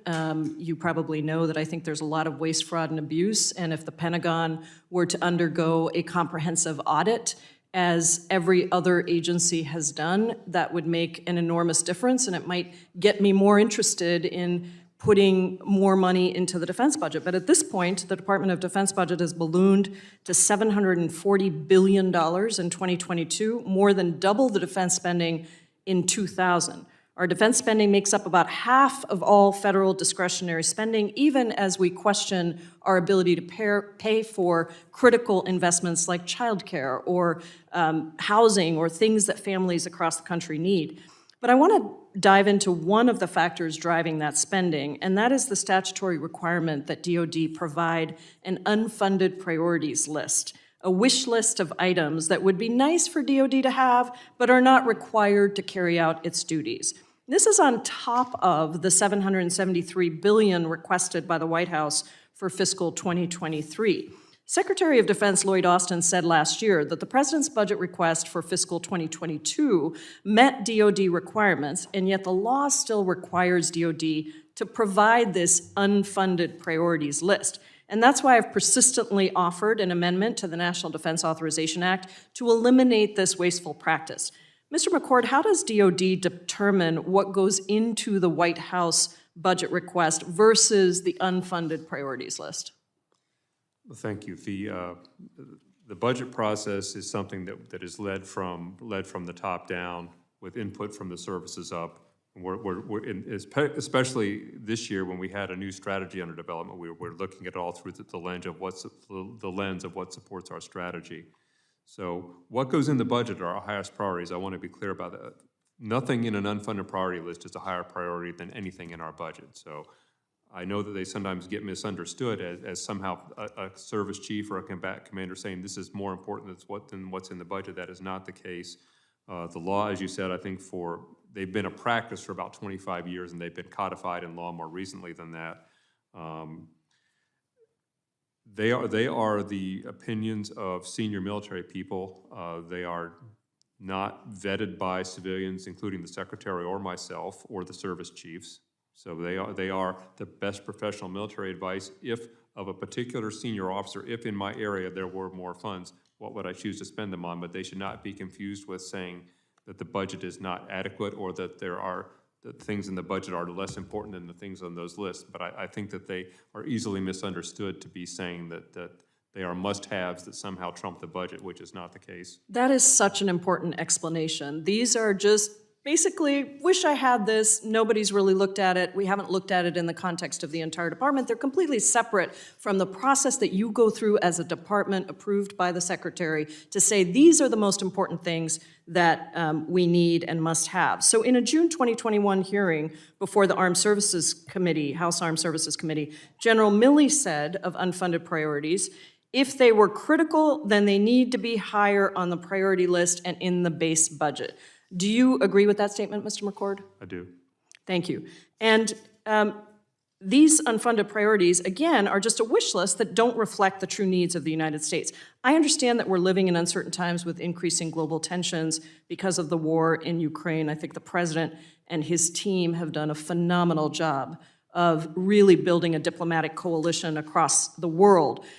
In response, Congress has authorized $1.35 billion in military assistance to Ukraine and $3.5 billion to the Defense Department to replenish its equipment stock. Is an unfunded priorities list even necessary to provide flexibility in military spending? I would say the purpose of unfunded priority list is not generally about flexibility. It's about, in the opinion of a senior military person, that Congress, presumably by virtue of the legislation. So the answer is no. No. No, the answer is no. Flexibility is a process that we have to go through with the Congress, and Ukraine's a perfect example of how flexible the process can be when there's an emergent need that everybody agrees is important to address. The evacuation of Afghan interpreters was another one just in my time back in office. Our own process is sadly far less flexible, and we get our appropriation bills months late, every year. Something I know the chairman has been making sure our side is not part of the problem here. But I thank you for that, Undersecretary. And I yield back, Mr. Chairman. Gentlewoman yields back, and now yield 5 minutes to the gentlewoman from Colorado, Ms. Boebert. Thank you, Mr. Chairman, and thanks again, Undersecretary McCord, for taking the time today to talk about Mr. Biden's defense budget proposal. Sadly, this budget is a continuation of the wokening and weakening of our military, and I wish I could say that I'm surprised, but I'm really not. Somehow we are spending more on defense than we ever have, but we're ignoring real national security threats like China, Iran, the complete invasion at our southern border with 2 million people coming into our country illegally, more than 2 million. So let's take a look at what Mr. Biden would like to spend this money on.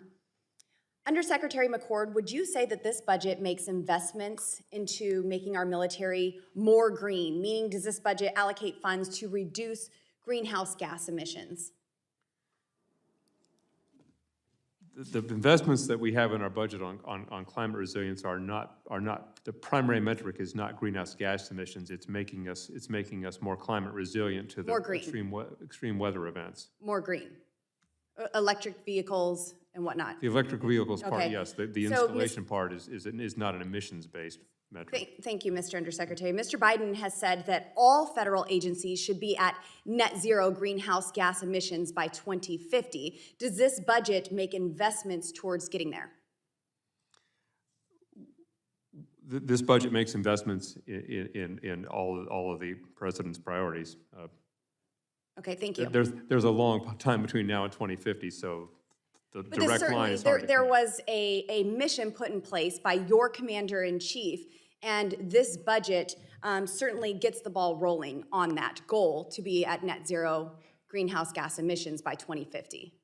This puts that plan by your commander-in-chief into action, correct? We would want to be moving in that direction, but again, Okay, thank you, this Mr. budget doesn't Undersecretary. Well, extend frankly, anywhere near to 2050. Mr. Undersecretary, it sounds to me like you're burning the tax dollars at the altar of environmental extremists, because in this report that I have here that I would like to seek unanimous consent to enter into the record. Without objection. Thank you.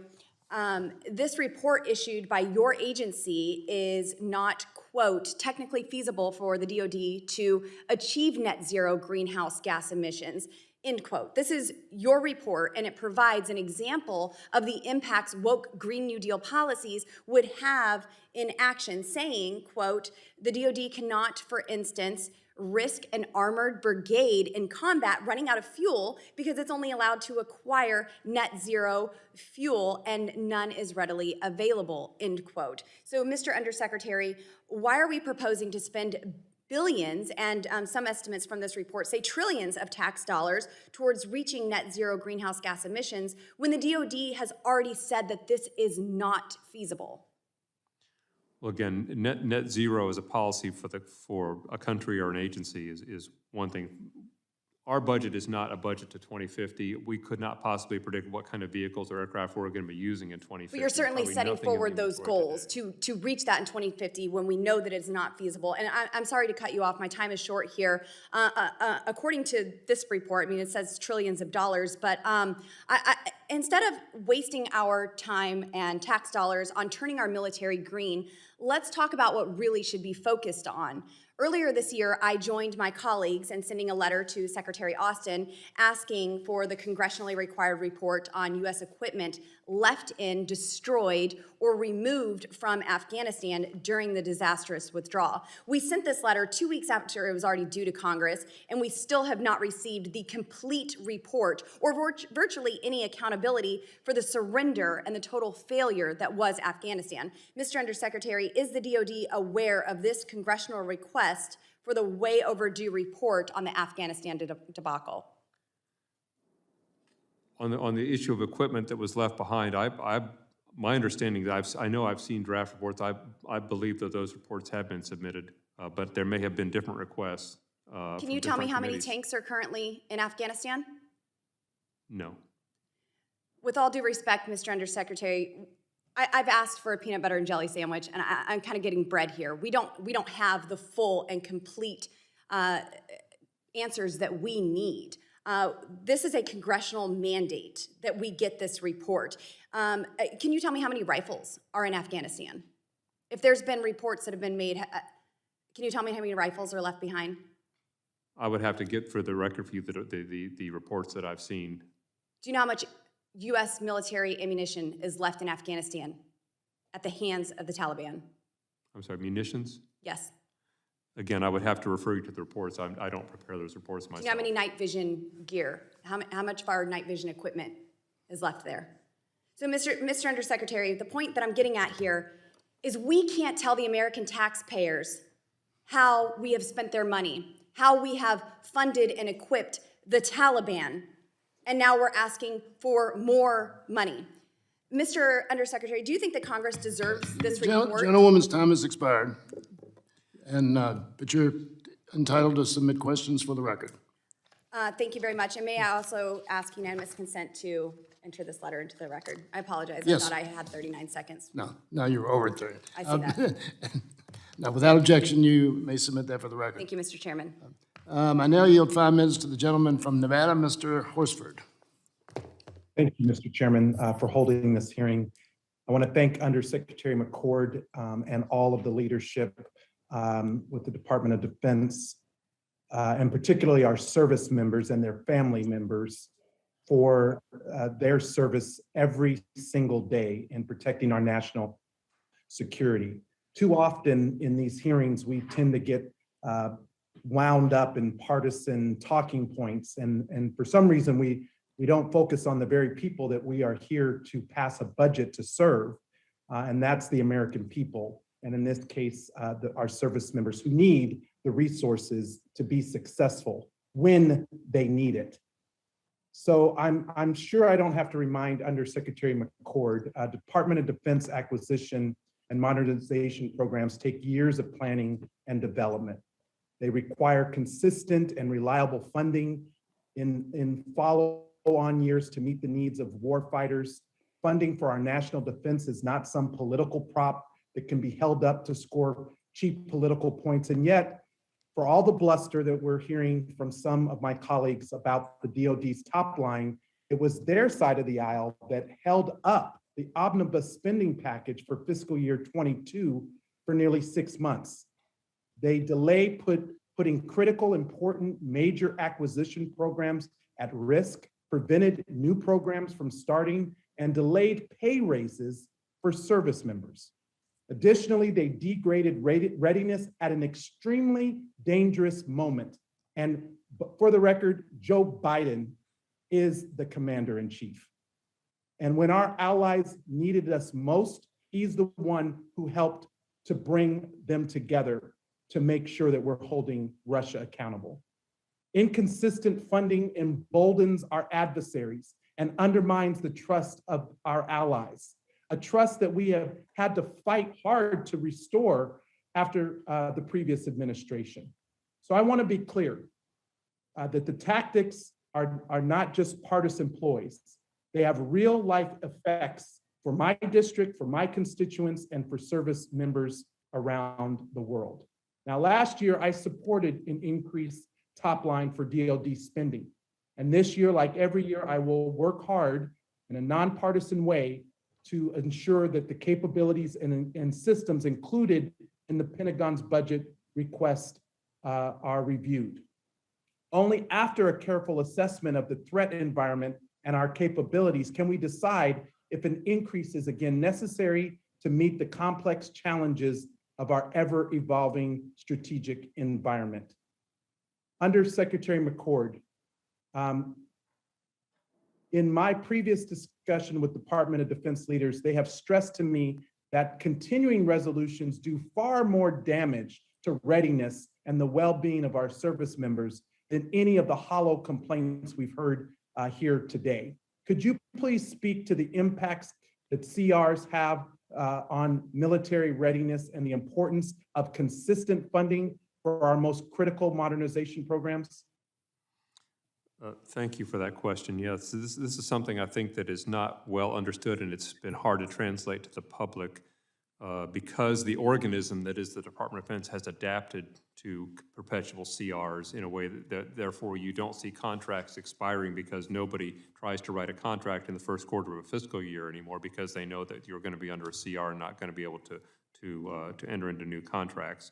So there's the issue, first of all, of delayed resources, especially when there's inflation, but even when there's not, time is money, and when we lose time, we lose ability to be agile, we lose resources.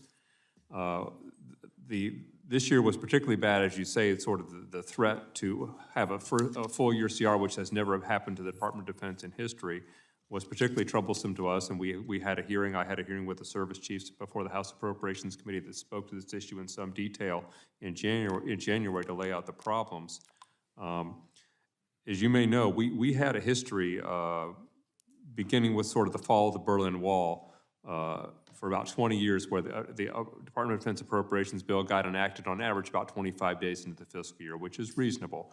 But beginning with the threat of default in 2011 that led to the Budget Control Act, and continuing since that day, that average has ballooned to 120 days into the fiscal year on average over the last dozen years, compared to 25 days for the 20 years before that. So we have definitely gotten into a bad pattern that needs to be broken. It does cost money. It does make us less agile when a number of members have pointed out that China does move fast, and we need to be able to, we can't afford to give away 3, 4, 5 months of a fiscal year every year to our adversaries by hamstringing ourselves. Thank you. I know my time's expired. I just hope that all of us can come together and make sure that America succeeds by helping our service members and their families in this budget. I yield back. Gentleman's time has expired. I now recognize the gentleman from Virginia, Mr. Good, for 5 minutes. Thank you, Mr. Chairman. Thank you, Mr. Secretary, for being here. Mr. Secretary, your former boss, Defense Secretary Robert Gates, said a few years ago that President Biden, quote, has been wrong on nearly every major foreign policy and national security issue over the past 4 decades, end quote. Even former President Obama tried to warn people during the 2020 campaign, and he said, don't underestimate Joe's ability to screw things up. Americans seem to agree, as a Gallup poll in February showed, that only 40% of Americans approve of the way President Biden is handling foreign policy affairs, and only 36% approve of the way he's handling specifically the Russian invasion of Ukraine. I think this budget is further proof of this administration's misguided priorities. Would you say that Americans are safer today than they were in January of 2021? I would. On what basis? I think we have strengthened our alliances, and I think the unified response that we've seen in Europe to Russian aggression has shown kind of a revitalized Western response of democracies. If I may, you would not have seen the Germans. Thank you, Mr. Secretary. Thank you. Thank you for this. claiming my time. Can you explain why the Department of Defense wants to spend $3.1 billion on climate programs, or 4 times what the $682 million allocated for Ukraine? So $3.1 billion on climate programs in this budget, which is more than 4 times the $682 million allocated for Ukraine. First, I would say that we are in this fiscal year spending more than that on Ukraine, and we are about to ask for another supplemental to increase to make sure that the Ukrainians have what they need to continue the fight. From a military standpoint, what's the $3.1 billion for on climate programs? That is both on that has 2 basic parts. It's the installation side, our facilities, our buildings, our bases, and then there's how does investing in climate programs help military preparedness, military readiness, military effectiveness? Well, on the facility side and the resilience, it's to be better prepared for extreme weather events, which are increasing in frequency. On the vehicle side, the idea is to reduce our logistics footprints to have more capability to be not tethered to a logistic train of fuel in all cases. This president, and to move where the market is going. Thank you. This president told our troops, of all people, our troops back in June, that the greatest threat to America is climate change. He even added his typical, "This is not a joke." I guess he needed to add the, hey, this is not a joke, because the soldiers were probably, I have to presume, surprised to hear from the commander-in-chief that the greatest threat to the country, and telling them as military personnel that the greatest threat is climate change. And then just last week, and you've kind of alluded to it already, the president stated that we're going to spend billions making every military vehicle climate friendly. I think that makes us the amusement of our adversaries around the world, that that's what we're focused on. You know, it's as embarrassing as it was to send John Kerry to you know, essentially beg the Russians to consider the climate impact of the invasion if they were going to do that just before the invasion took place, even days before. But the president said, quote, every vehicle is going to be climate friendly. Every vehicle. I mean it. We're spending billions of dollars to do it. Do you think that climate concern should be the main priority for our military vehicles? It is not the primary concern. Their effectiveness is, but. Well, the president said that we're going to spend billions to do that. This budget, switching gears to another topic, contains $34 million to address, quote, concerning behaviors and extremism. What does this mean? What's the purpose of that funding? As Secretary Austin has stated, the incidence of extremism in the military is low, but any amount is not acceptable, and so these efforts. Well, I want to interject there on Secretary Austin. I'm glad you brought him up, because he said, when we were asked to give an exception to approve him in the House because he didn't meet the 7 years of required retirement between military and civilian service, he said that his self-proclaimed mission essentially was to root out racism in the military. Is that truly a significant problem? I mean, for him to say that's one of the reasons why he was there, to root out racism in the military, it seems to me the military has been an example of integration of merit-based performance and advancement, as evidenced by Secretary Austin and Secretary Powell before him on the Secretary of State side. Is this truly a significant problem for our heroes in the military? Well, I would say, first of all, racism exists in society. It exists in every institution. They were to spend $34 million to address it in the military. But racism and extremism are two different topics, and I think you were citing a figure about addressing extremism. Racism is a different issue, and I would certainly say Secretary Austin probably has more experience with this issue than I do, and so I certainly would not question his. All right, well, my time has expired. Thank you, Mr. Secretary. Gentleman's time has expired, and now recognize another gentleman from Virginia, Mr. Scott. Thank you, Mr. Chairman. Mr. McCord, in the Reagan administration, we were talking about a 600-ship Navy. Without getting into classified information, can you tell us what size Navy we could expect if this budget is approved, and how that compares to the size of other nations' navies? Mr. Scott, I would say that our Navy, and a 30-year shipbuilding report was just sent to Congress, so you can look at different periods of years out to, several decades out in the future, but we're in the 300-ship range right now. We were not in the 600-ship range before. There was talk of a 600-ship Navy, not the reality of a 600-ship Navy before, but we are looking to have a very capable force, the most capable Navy in the world by far, at about 300 ships. And how does that compare to the size of navies of other countries? I don't have the figures of all the navies around the world at my fingertips. We can get you. The top It is the most capable Navy in the world. If we're going to build ships, you have to maintain them. What are we doing to upgrade the ship repair facilities at public yards? How is that coming? Well, we have some major investments in our shipyard capability, primarily on the submarine side. You're probably familiar with the so-called SIOP, S-I-O-P, a Navy acronym for a shipyard investment plan. That's basically a 20-year plan, $20 billion 20-year plan for the 4 public shipyards that have not been seen the kind of maintenance they need for a century. And so these are addressing our ability primarily to take care of our nuclear force. In addition, we have investments in the submarine workforce, and those are probably the primary ship investments we have, is to keep our submarine industrial base and our submarine yard and our shipyards capable of moving through this period where we're buying both Columbia and the Virginia class at the same time, which puts some additional stress on that part of our industrial base. And what kind of priority is made to make sure that the private repair yards get enough work to stay in business? Well, on the private repair yards, which And minority-owned shipyards. yes, sir. The private yards, as you know, focus much more on the surface side, and there, I think one of the best things we can do is have stable, predictable funding, getting to the point of the previous question about perpetual continuing resolutions. Stable, predictable funding will be a great benefit to the private sector yards because they have always, as you know, have always had to be more flexible than the public yards because they flex up and down when funding is unpredictable. So that, I think, is probably the best thing we can do. In addition, we need to get our private sector yards producing the ships on time. So we have been putting more money into, say, buying destroyers at 2 a year, but they're not able to produce 2 a year.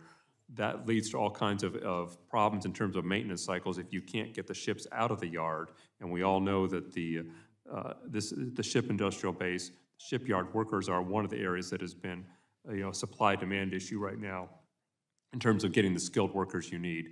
Is a big challenge for the Navy. Is the Army Corps of Engineers budget in your portfolio? It is not. The Army Corps of Engineers is part of the department, but their budget is on the civil side and does not come through me.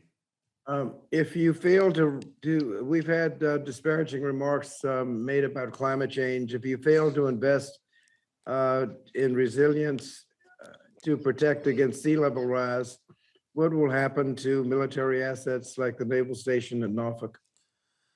Well, that is one of the things that concerns us, is the Navy and the Marine Corps particularly are vulnerable to the impacts of extreme weather and sea change.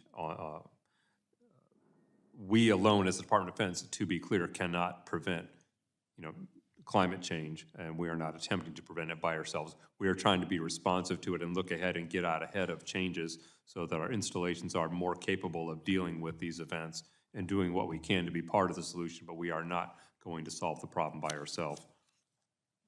And I introduced legislation that was signed into law as part of the recent NDAA to allow mitigation of stormwater flooding around military bases. How is that going to be implemented? Mr. Scott, I would have to get you that for the record from our installations community. I can't speak to that from my own expertise.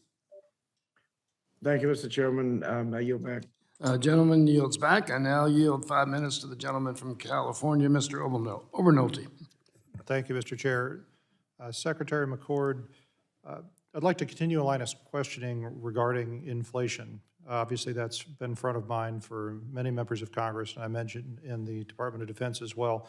In your testimony, you mentioned that in preparing the budget, you used a chain-weighted inflation index as a benchmark rather than consumer price index. Can you talk a little bit more about the assumptions that were made in preparing the budget and what rate of inflation for the chain-weighted price index that you're assuming?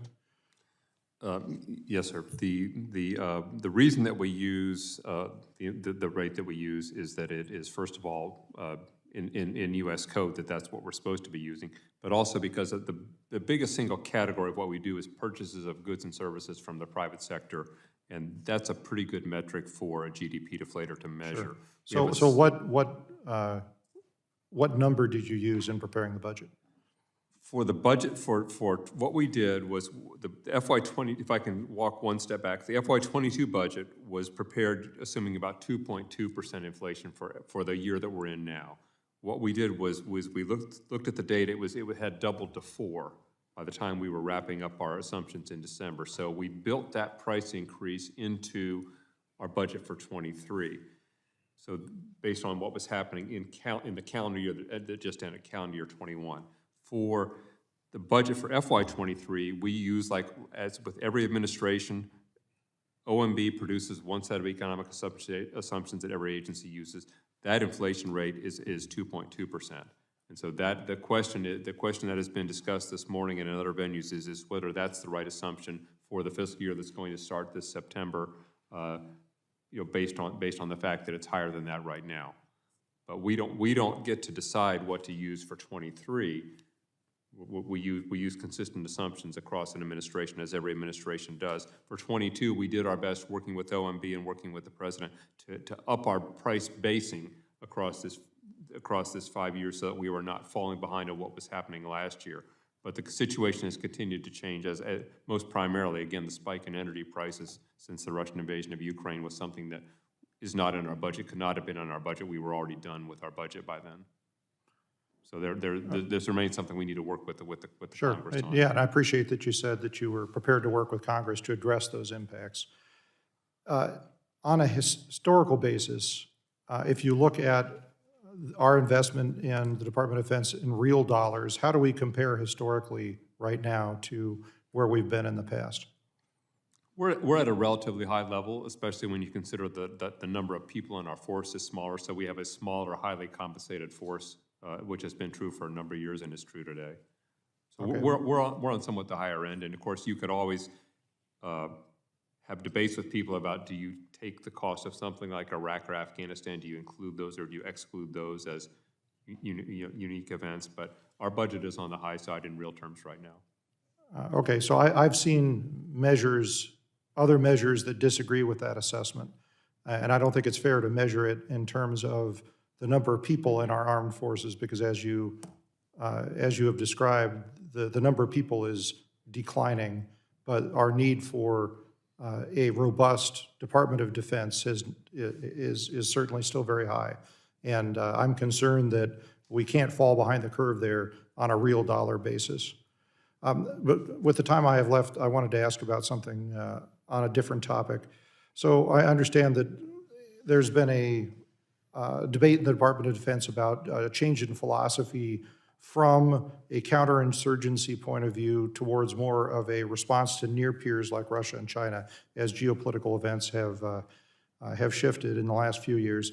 I represent some of the largest training bases in the country. I'm honored to represent Fort Irwin, the Marine Air-to-Ground Training Center in 29 Palms. Does this budget make the necessary investments to shift our training philosophy in response to this shift in DoD philosophy from counterinsurgency to near peer? I would say that's the intent, but certainly our Army and Marine Corps leadership could probably give you better, and you probably already have better specific information about the combat training centers and how they're adapting. But yes, we are trying to move our focus of both our modernization and our training to the near peer or high end competitions, exactly as you said. All right. Well, thank you. I see my time's expired. I'll yield back, Mr. Chair. Gentleman yields back, and now recognize the gentleman from Georgia, Mr. Carter, for 5 minutes. He's not, is he virtual? Is he not? Okay, I'm sorry. I skipped my friend, Mr. Grothman. Now you have 5 minutes, the gentleman from Wisconsin, Mr. Grothman. Thank you very much. Looking through some articles about your department, I notice here's an article that was written last week, and the plan is to decommission 2 littoral combat ships. They were kind of big ships. I think those ships are about 100 yards long. Big stuff. I've seen them. One was built in, I believe, 2015, and one was built in 2016. So these are rather large ships. I'm sure very expensive to build an over 100-yard ship. And we plan on declassifying them less than 10 years in. I'm glad you're doing it if it's a waste of money. Do you have any comments on how that could happen? How we could build a big ship and 10 years later we want to scrap it? Thank you. Yeah, the issue with those particular ships is that first of all, that as the strategies have focused more, as was just discussed, toward the high-end peer competitors, both the Mattis strategy and Secretary Austin's strategy, these ships are not as consistent with these new strategies that focus on a high-end fight against a very capable military like China. Secondarily, on the littoral combat ships, several of them, the mission packages for these ships never delivered in a correct and usable form. So the ships basically do not have the capability they were supposed to have even on top of the question of whether that's the right capability for the future. Okay, would you say it's accurate if I say we wasted money building the USS Jackson and the USS Montgomery? The littoral combat ships that we are decommissioning, I would say were not our best use of funds. Okay, so I think a goal we should have is to make sure we don't make any more mistakes like these two big 100-yard ships that we're decommissioning almost right after they were built. Do you think they were built,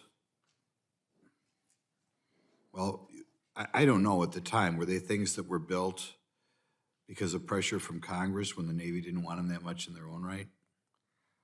I think at the time there was a desire to have ships that would be more agile for a wider range of missions that maybe wouldn't be so much on the high end. But again, as the strategies have shifted to we do want to focus on the high end, they have a bit of a strategic mismatch, and then there's a particular problem of these ships' mission packages did not deliver. Yep. I'm afraid we don't have enough missile defense, enough cyber defense. I think there are things that we aren't looking at because to a degree, we may be fighting the last war, or maybe going back about 5 wars.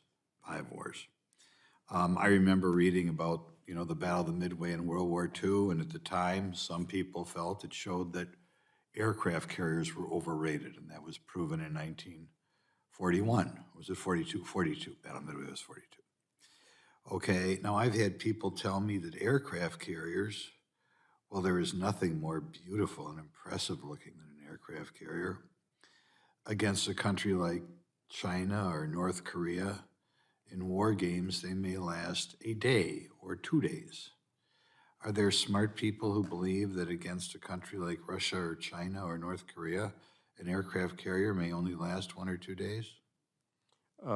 I would say that there absolutely are analysts who believe that carriers have questionable survivability in a high-end fight, and the Navy would strongly dispute that. So that is something you could have an entire good classified debate on. There are definitely people who believe as you state.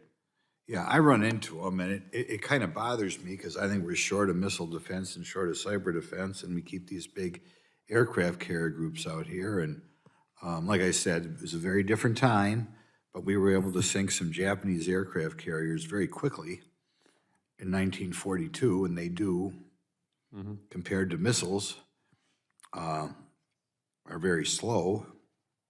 And I would also say that the Navy would say that compared to a base on land that can't move at all, carriers are much more agile than any other way to project power. So again, there are some different. I've heard that argument that by that standard, nothing is worthwhile, right? Not only would they sink an aircraft carrier right away, they destroyed an Air Force base right away.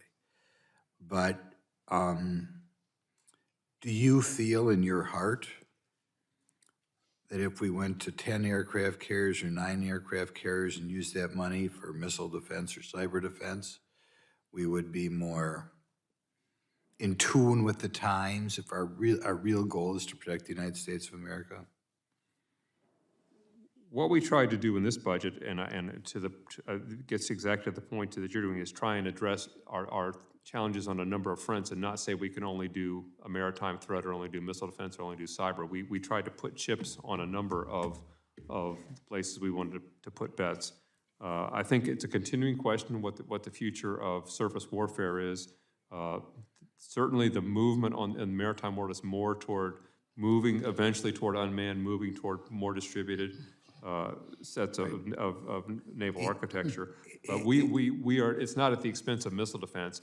Missile defense tends to be, if anything, technologically limited of what is technologically capable to be done as quickly as you'd like it to be done rather than funding constrained. Okay, well, I'd like to thank the chairman for indulging me. I'll point out if one of those aircraft carriers gets sunk, in addition to the huge waste of money, there are 5,000 people on each of them who die. So whether you want to take that into account, I don't know, but thank you for giving me. Gentleman's time has expired. I now recognize the gentleman from Texas, Dr. Burgess, for 5 minutes. I thank the chair. Thanks the Undersecretary for being here today. Mr. Undersecretary, you're familiar with the position of the comptroller at the Pentagon. Is that correct? Yes, sir. This is my second time. I've been back since the 1st of June, and I served in the position previously. So for several years, I've tried to get the Pentagon to audit, as every agency was required to do, 20 years ago, and to get the audit undertaken at the Pentagon. I think fiscal year 2018, the first audit was finally undertaken. No great surprise, it wasn't passed. And what we have been told is that by 2027, the clean audit will in fact be done. Is that still, that's 4 years from now, is that still the glide path that you're envisioning for the clean audit for the Pentagon? I think that is still the best estimate that we have, yes. Are you able to implement any improvements of problems that you find along the way? Like in a business, there'd be continuous quality improvement in any lean manufacturing process. Are you able to incorporate any of those things as you're encountering them? Yes, the main things that we're trying to focus on are the systems controls, and probably the hardest thing that we have to do is trying to get rid of older systems that we still rely on every day to do our many business processes. But yes, we are implementing control. We are implementing as we go. We are finding that some of the notices we get from our auditors are now more complex than the first round or two. So they're not easy. They're more difficult to get through.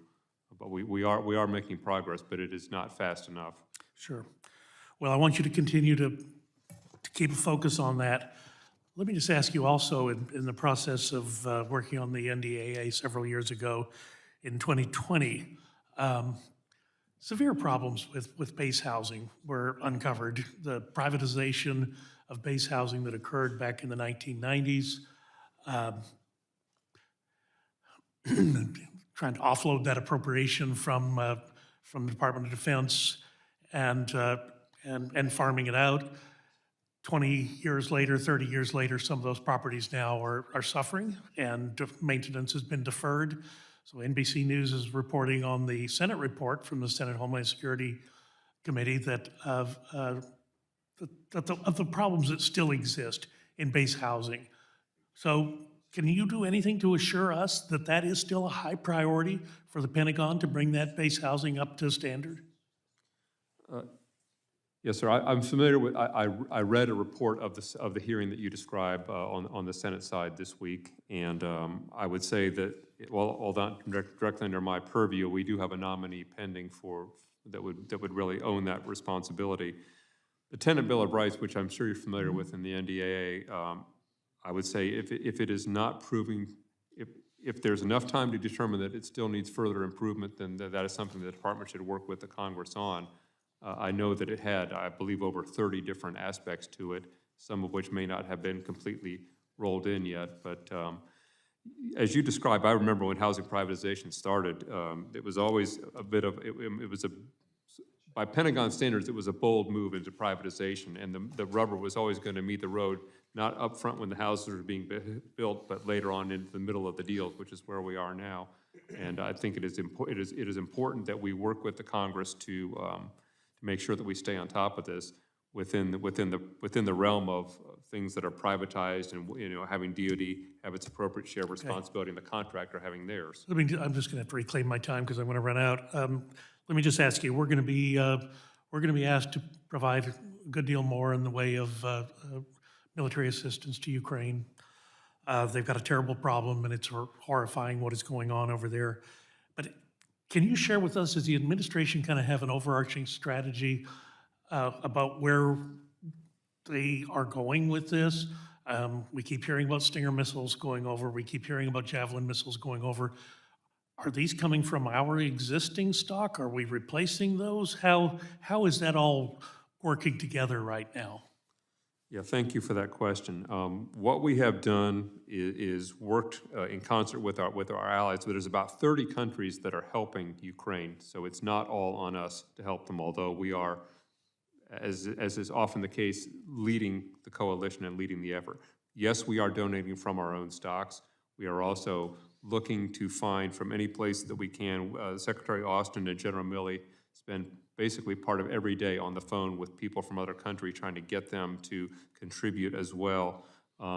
especially Russian-type equipment that Ukrainians are more familiar with. So there is both the U.S. side of equipment, U.S. NATO standard equipment that's being delivered to them, and especially from Eastern European countries that have more familiarity with it, Russian-style ammunition and equipment. So we're doing both. We have done 8 drawdown packages, 8 packages where we have drawn down our own supplies and given to Ukraine.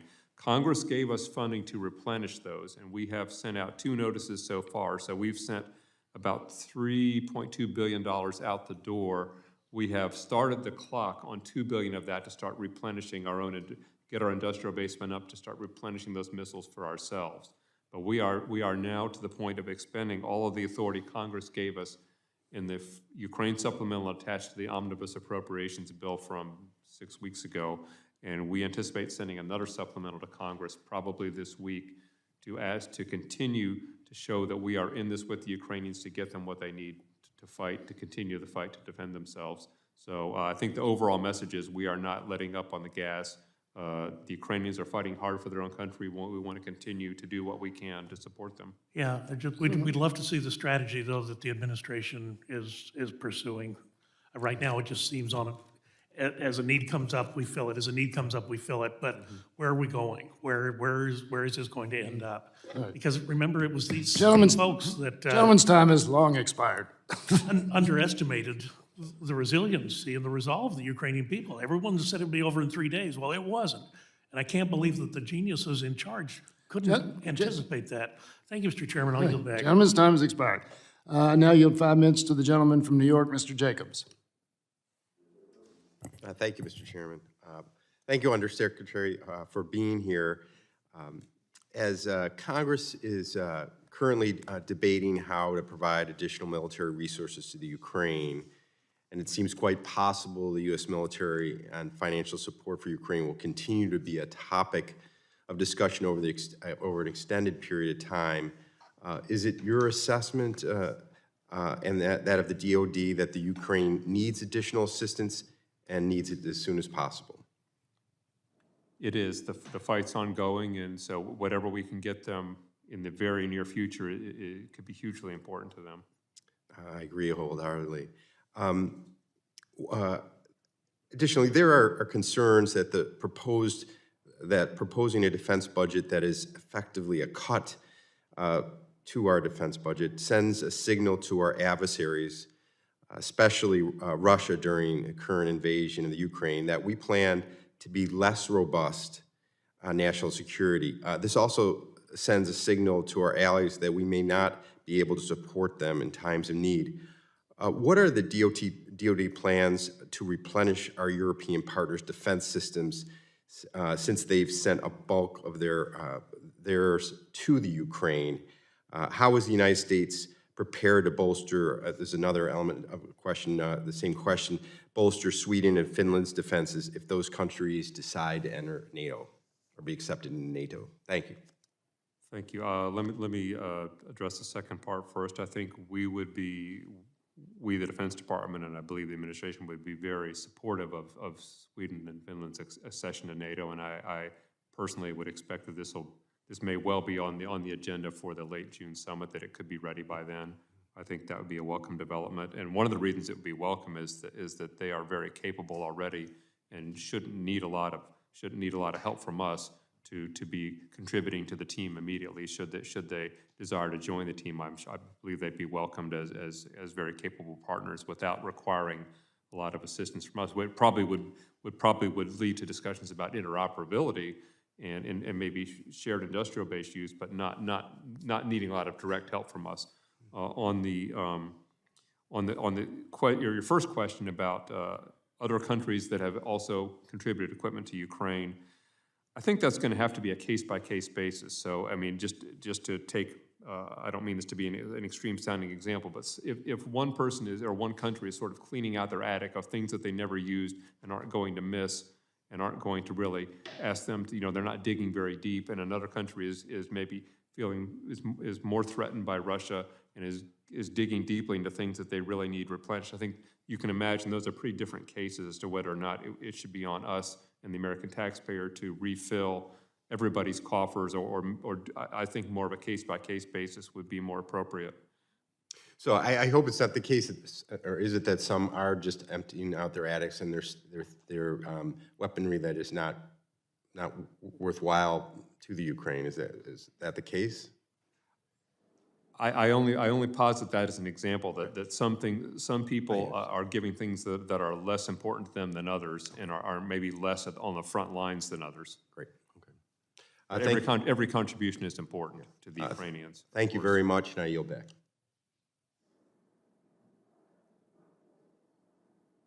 I'm sorry, gentleman yields back. I now recognize the gentleman from Florida, Mr. Donalds, for 5 minutes. Thank you, Mr. Chairman. Mr. McCord, thanks for being here and taking the time. I kind of want to delve a little bit into defense contracting a little bit. Obviously, we know how important defense contracting is to DOD, our entire military apparatus, especially when it comes to building and maintaining ships and equipment for our men and women. But we also do have to acknowledge it appears that there have been real issues associated with prolonged timelines for maintenance and or new equipment to actually be put into service.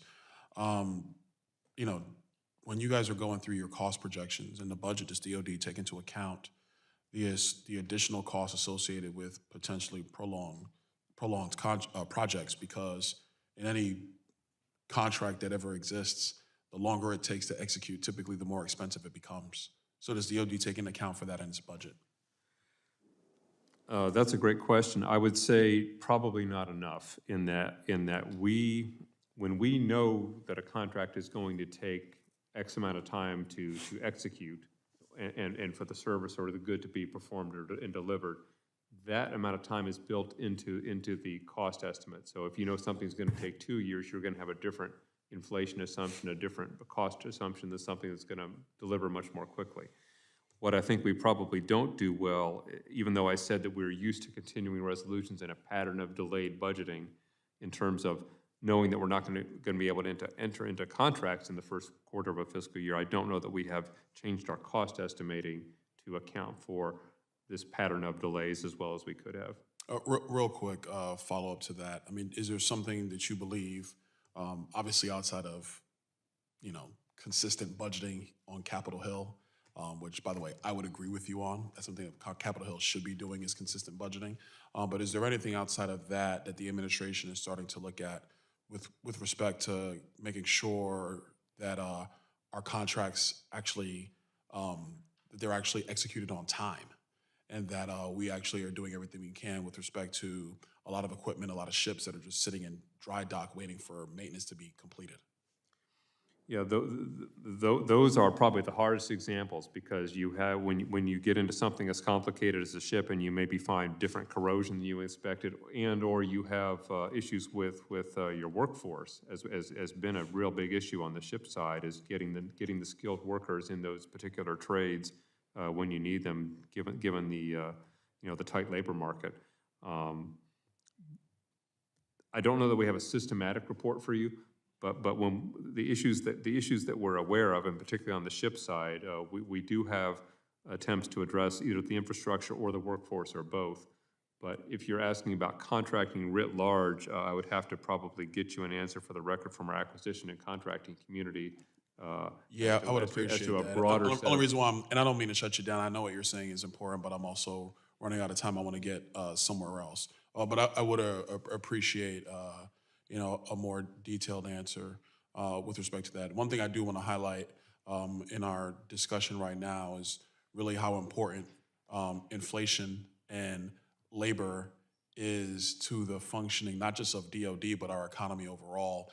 I was having a conversation with members of one of my city councils, and they were trying to address so many issues affecting their city, but so many of those are impacted by fiscal policy and monetary policy out of Washington, specifically with inflation and how that does impact labor markets. So obviously you guys are feeling that at DOD as well. I think it's important that the administration takes a lot of their future fiscal and monetary decisions into account of how broad and widespread those impacts are when you're trying to do simple things like, finish a ship on time, get equipment out where it needs to be, build an affordable housing project, or even private contractors building single-family homes. It is universal, the destructive impacts of inflation and bad fiscal policy. I do want to switch gears real quick, and we're running out of time. The president made a statement the other day that he wants the military to essentially be all electric and to go green. Let's just be perfectly honest. Is it even possible for the military to do that, one? And then number two, can the United States military completely survive on wind, solar, and a quote-unquote green renewable energy matrix? I appreciate your on inflation. I will say that, yeah, that is something that we are very sensitive to as well. Of course, we are subject to all the same pressures and all the same factors in terms of labor prices and getting skilled workers that you describe. On vehicles and airplanes, again, airplanes are what consume the vast majority of the energy that DoD consumes. I don't think that there's any immediate prospect of us having a fundamentally different type of airplanes that we're using. Whether they're manned or unmanned, they're going to still rely on the same type of fuels for the foreseeable future.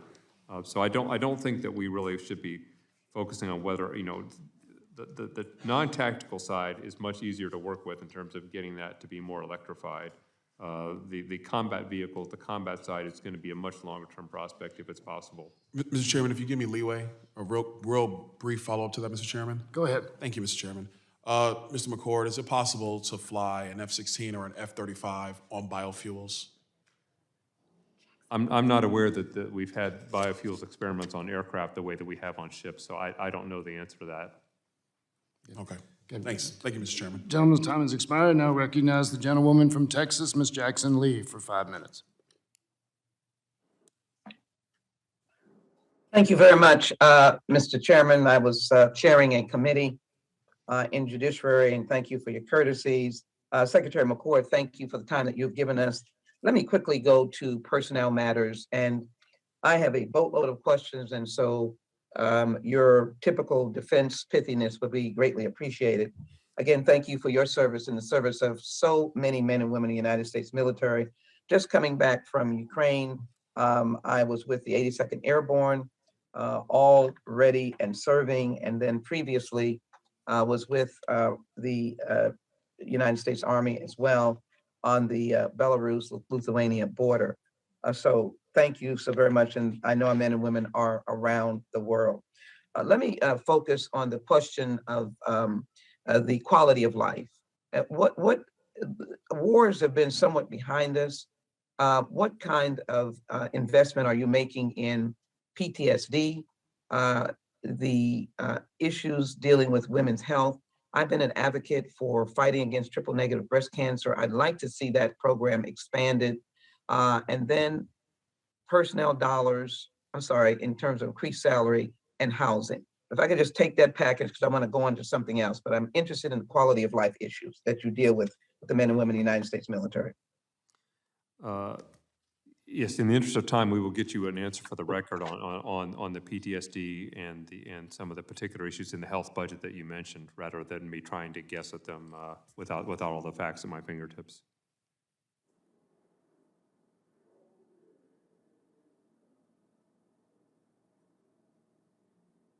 I'm sorry, Congressman, I can't hear you right now.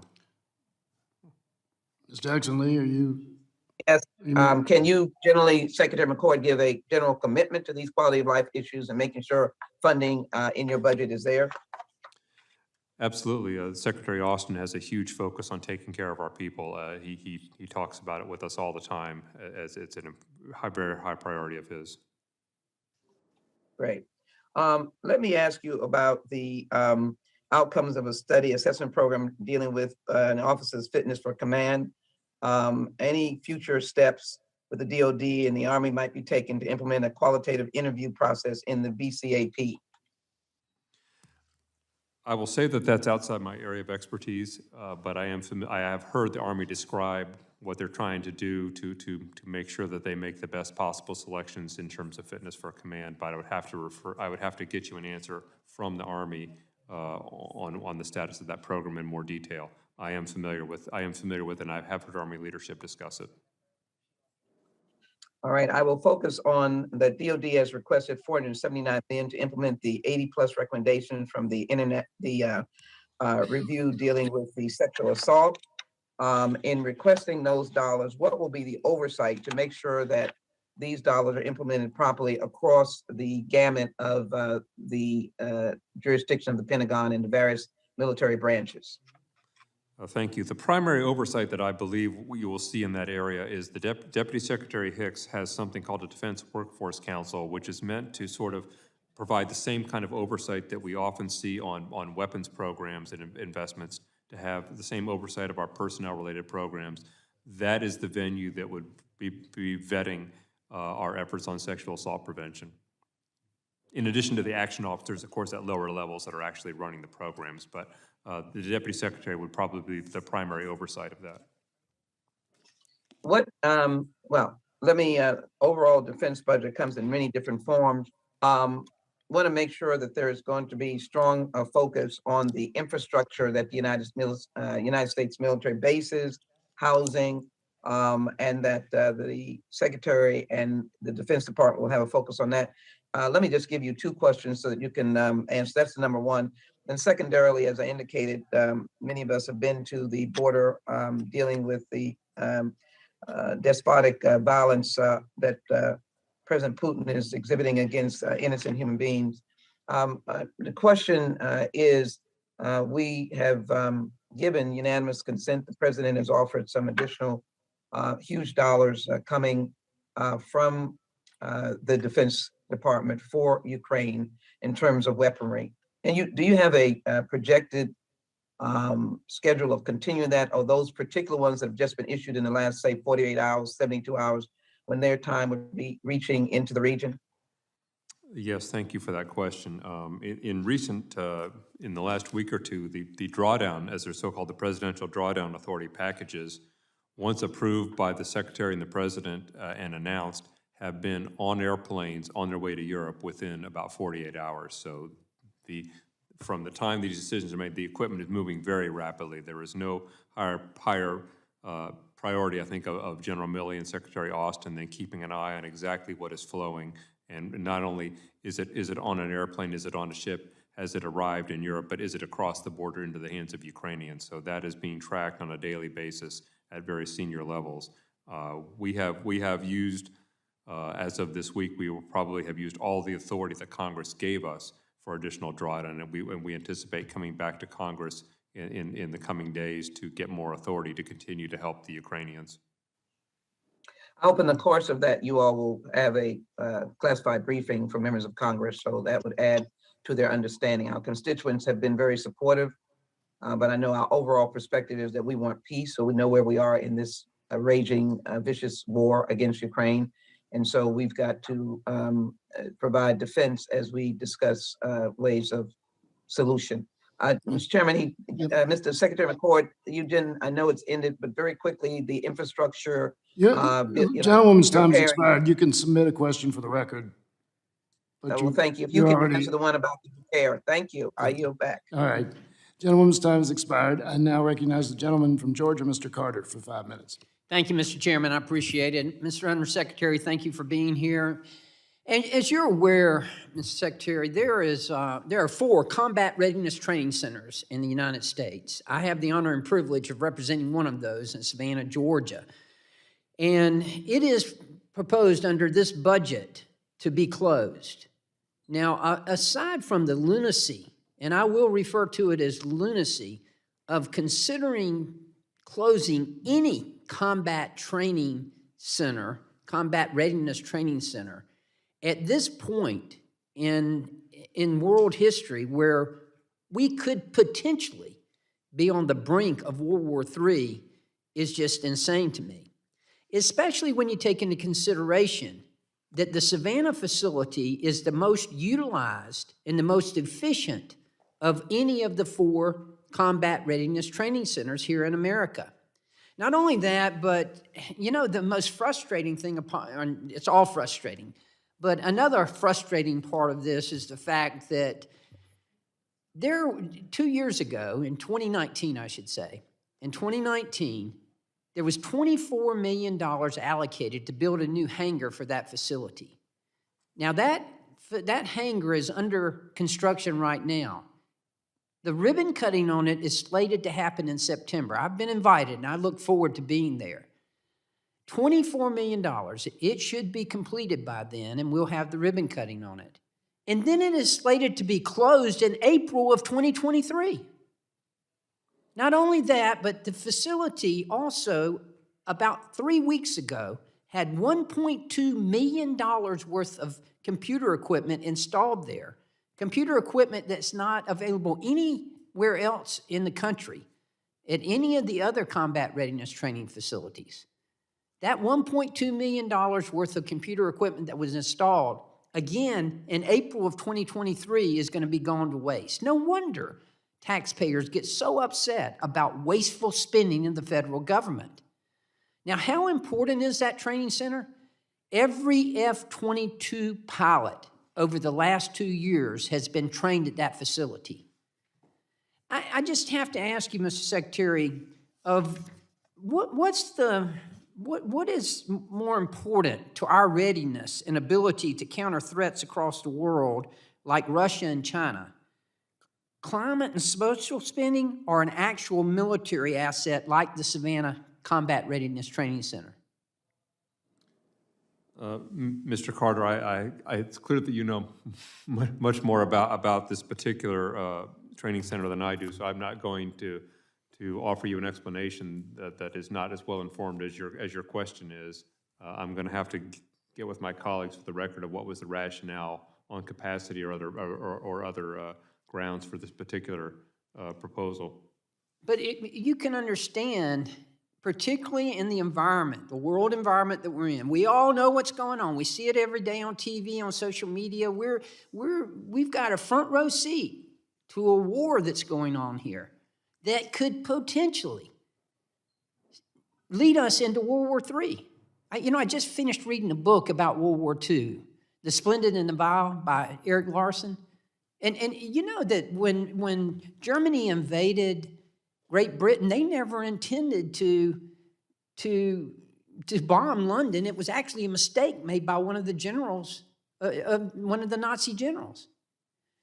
Can you imagine what a mistake an errant missile would do if it were to hit a NATO country right now? We'd be in World War III. And yet we're talking about a budget that recommends closing a combat readiness training center, the most efficient, the most utilized that we have here, where we just about to complete a $24 million hangar, where we just installed $1.2 million in computer equipment. And yet this budget includes billions of dollars to go toward climate change. Why isn't that money being used to keep these facilities open? Mr. Carter, I agree that we owe you an explanation of the proposal on the CRTC that you're describing. I'm not familiar with the details enough myself. Obviously, this is very upsetting. It's upsetting for me, it's upsetting for my constituents, it's upsetting for Americans to even think that we would even consider this. I look forward to your response, Mr. Secretary, and I hope that you will be able to provide me with that and provide some kind of explanation and consider doing away with some of these climate change initiatives and keeping this much-needed facility open. Thank you, Mr. Chairman, and I'll yield back. Gentleman's time has expired, and I now yield myself 10 minutes. You only have to deal with me now, Undersecretary. I have kind of a rhetorical question, but I'm going to ask it. Are you aware of any time when the Department of Defense has requested a budget that was less money than they thought they needed? I'm not. And I think it's interesting to have this discussion because we're hearing from a lot of people that seem to be questioning whether we are providing enough money for defense, and that's always certainly a valid question. We always have to ask that. Armed Services has to ask that as well.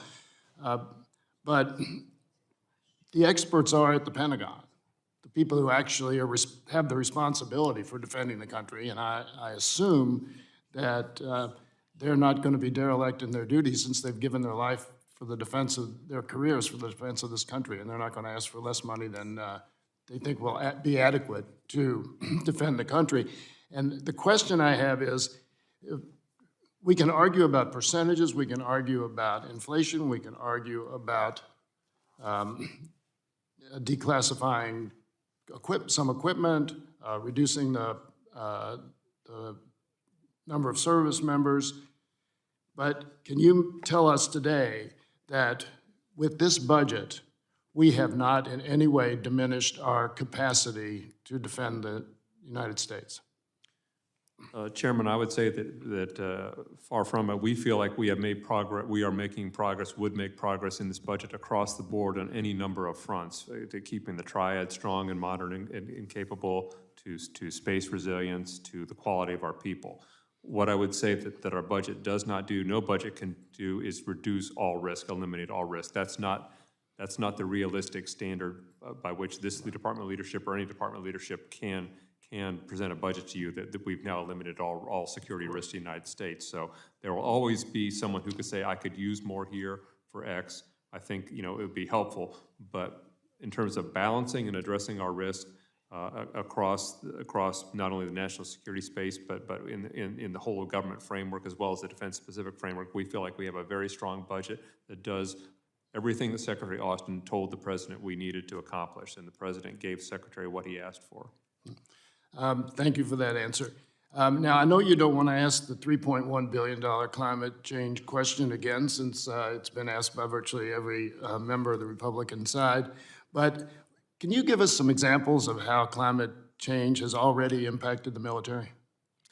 Yes, sir. The primary things that we look at are our own installations, especially those on the coast, have suffered significant financial impact of storm damage in recent years, and hundreds of millions of taxpayer dollars have gone to repair extreme weather damage at places like Tyndall Air Force Base in Florida. More importantly, perhaps, as we look out into the future, is climate change is going to instigate societal change, societal conflict, population migration, scarce resources, food problems, and those generate conflict. Those are at least our potential to generate conflict, and that's going to change where we might be called on to intervene, what we might be called on to do. So that is the other aspect, I think, in terms of what it does to the world security situation when you inject that kind of new instability into the world, is to climate change that not everybody in the world can move, right, to accommodate climate change, so it's going to create conflict. You anticipated another part of the question, but I'm going to ask a third part. Is there anybody you know of in DOD, going back through the Trump administration, the Obama administration, go back pretty far, at least 10, 15 years, who doesn't think that climate change poses a significant risk to the U.S. military? I have not heard any senior civilian or military leader say that the issue is not there. Right. Thank you. I want to move on to the question of the audit. And, I think everybody would like to see the Pentagon have a comprehensive, clean audit every year. But it seems to me, having been involved in the private sector with some audits over the years, that auditing $700+ billion is not something that is easily done, no matter how well-intentioned the leadership of the Pentagon and the auditors would be. So this is kind of one of those, let us help you, help us help you questions, and that is, are we expecting too much out of when we talk about an audit of the Pentagon, or is there a way we can require it to be done that's helpful but not as difficult to do? Because it seems to me that if you're using normal standards for an audit where you have to take inventory of every bullet and every piece of equipment that you have, and do appraisals of real estate values and all of the things that you would normally do, I don't know how in the world you could get it done on a timely basis. Chairman, thank you for that question. I would say that I understand why it's expected of us. It's the law in the CFO Act. Other agencies do it, and it's a reasonable expectation of we should be able to do it too, despite our size and complexity. As you know, if we were our own country, our budget would put us in about the 30th country biggest in the world in terms of GDP, so we're an enormous operation, and we not only have to audit a $700 billion annual budget, we have $3 trillion in assets, and it's really on the balance sheet side that there's one thing that I think would be, that we could get there much faster with the least damage to the public interest, would be if we didn't have to do the balance sheet part of the audit, but we're doing the other parts of an audit, because valuing all our property has been an enormous challenge for us. Whereas, for example, 40% of our budget approximately is on the people side, is pay and benefits of our troops. We have clean opinions on all the processes that pay our military, pay our civilians, pay our retirees, which is exactly what my boss, the secretary, would want, you know, taking care of people. We are not messing that up. But on the trillions of dollars of assets that we have, accounting for it and valuing it is where we're struggling, as well as on the IT systems. But we should not be getting a pass on the IT systems side, because as we see every day with the increasing degree of cyber threats, that if you don't have secure systems, you have other problems besides not passing the audit, right? So that is something where I think we definitely have a lot of work to do that we need to do. But on what I would call the balance sheet side, I'm not sure that the payoff for the taxpayers is really there, because if I can take one more minute on this, I know you know this, but it's easy to maybe for not everyone to understand it, that passing a financial audit means your obligations on the financial side are being matched with all your contracting decisions. It doesn't mean that the airplane that you bought was the right airplane, that it performs well, that you paid a fair price for it. There's any number of things that people are rightly concerned about in terms of that might be called waste or fraud or poor use of money, that passing an audit does not prevent and is not designed to prevent. It's matching up your numbers, but it still doesn't guarantee that you made wise decisions. And I know you know that, but that is just the other caveat I make. It is still worth doing, and it is the law. But I think again on the balance sheet side, I'm not sure that people at the end of the day will find the payoff is really there. I appreciate that answer. One quick question before I go. I may have asked you this before, but I'm not. I remember meeting with a group of from the War College, and one of the things I asked them was, do you all think a lot about, this is probably 3 years ago, it was before pre-pandemic, because they were in the office, and so do you all think a lot about how artificial intelligence is affecting the military and will? And their eyes all opened up, and one of them said, we talk about it all the time. I don't think there will ever be a strategic decision or tactical decision on a battlefield made again without artificial intelligence. And I asked the question because I'm curious as to how much money is being spent on researching how artificial intelligence can enhance our military operations, and whether that's a high priority. It is a high priority. In terms of how much is in the budget, it's a hard question to answer, because like software, it's not in everything yet, but it's in many things, and it's getting in more programs. It's part of more programs every day. I would say something that we kind of put our arms around, think about the $2 billion range right now, but the importance is growing rapidly. I would say along with quantum computing, it is one of two sort of foundational technological changes that we're looking in the national security world, not just the defense world, but the national security world. I think you are correct that man-machine teaming is already here and is going to grow. I know people sometimes focus on something that's entirely autonomous. We are not going to be quick to take the person out of the loop, I think, in terms of, especially in terms of the use of lethal force. But the man-machine teaming and the speed of decision-making, it's already here and it's growing. It is a huge interest item of our Deputy Secretary, who serves as our COO, basically.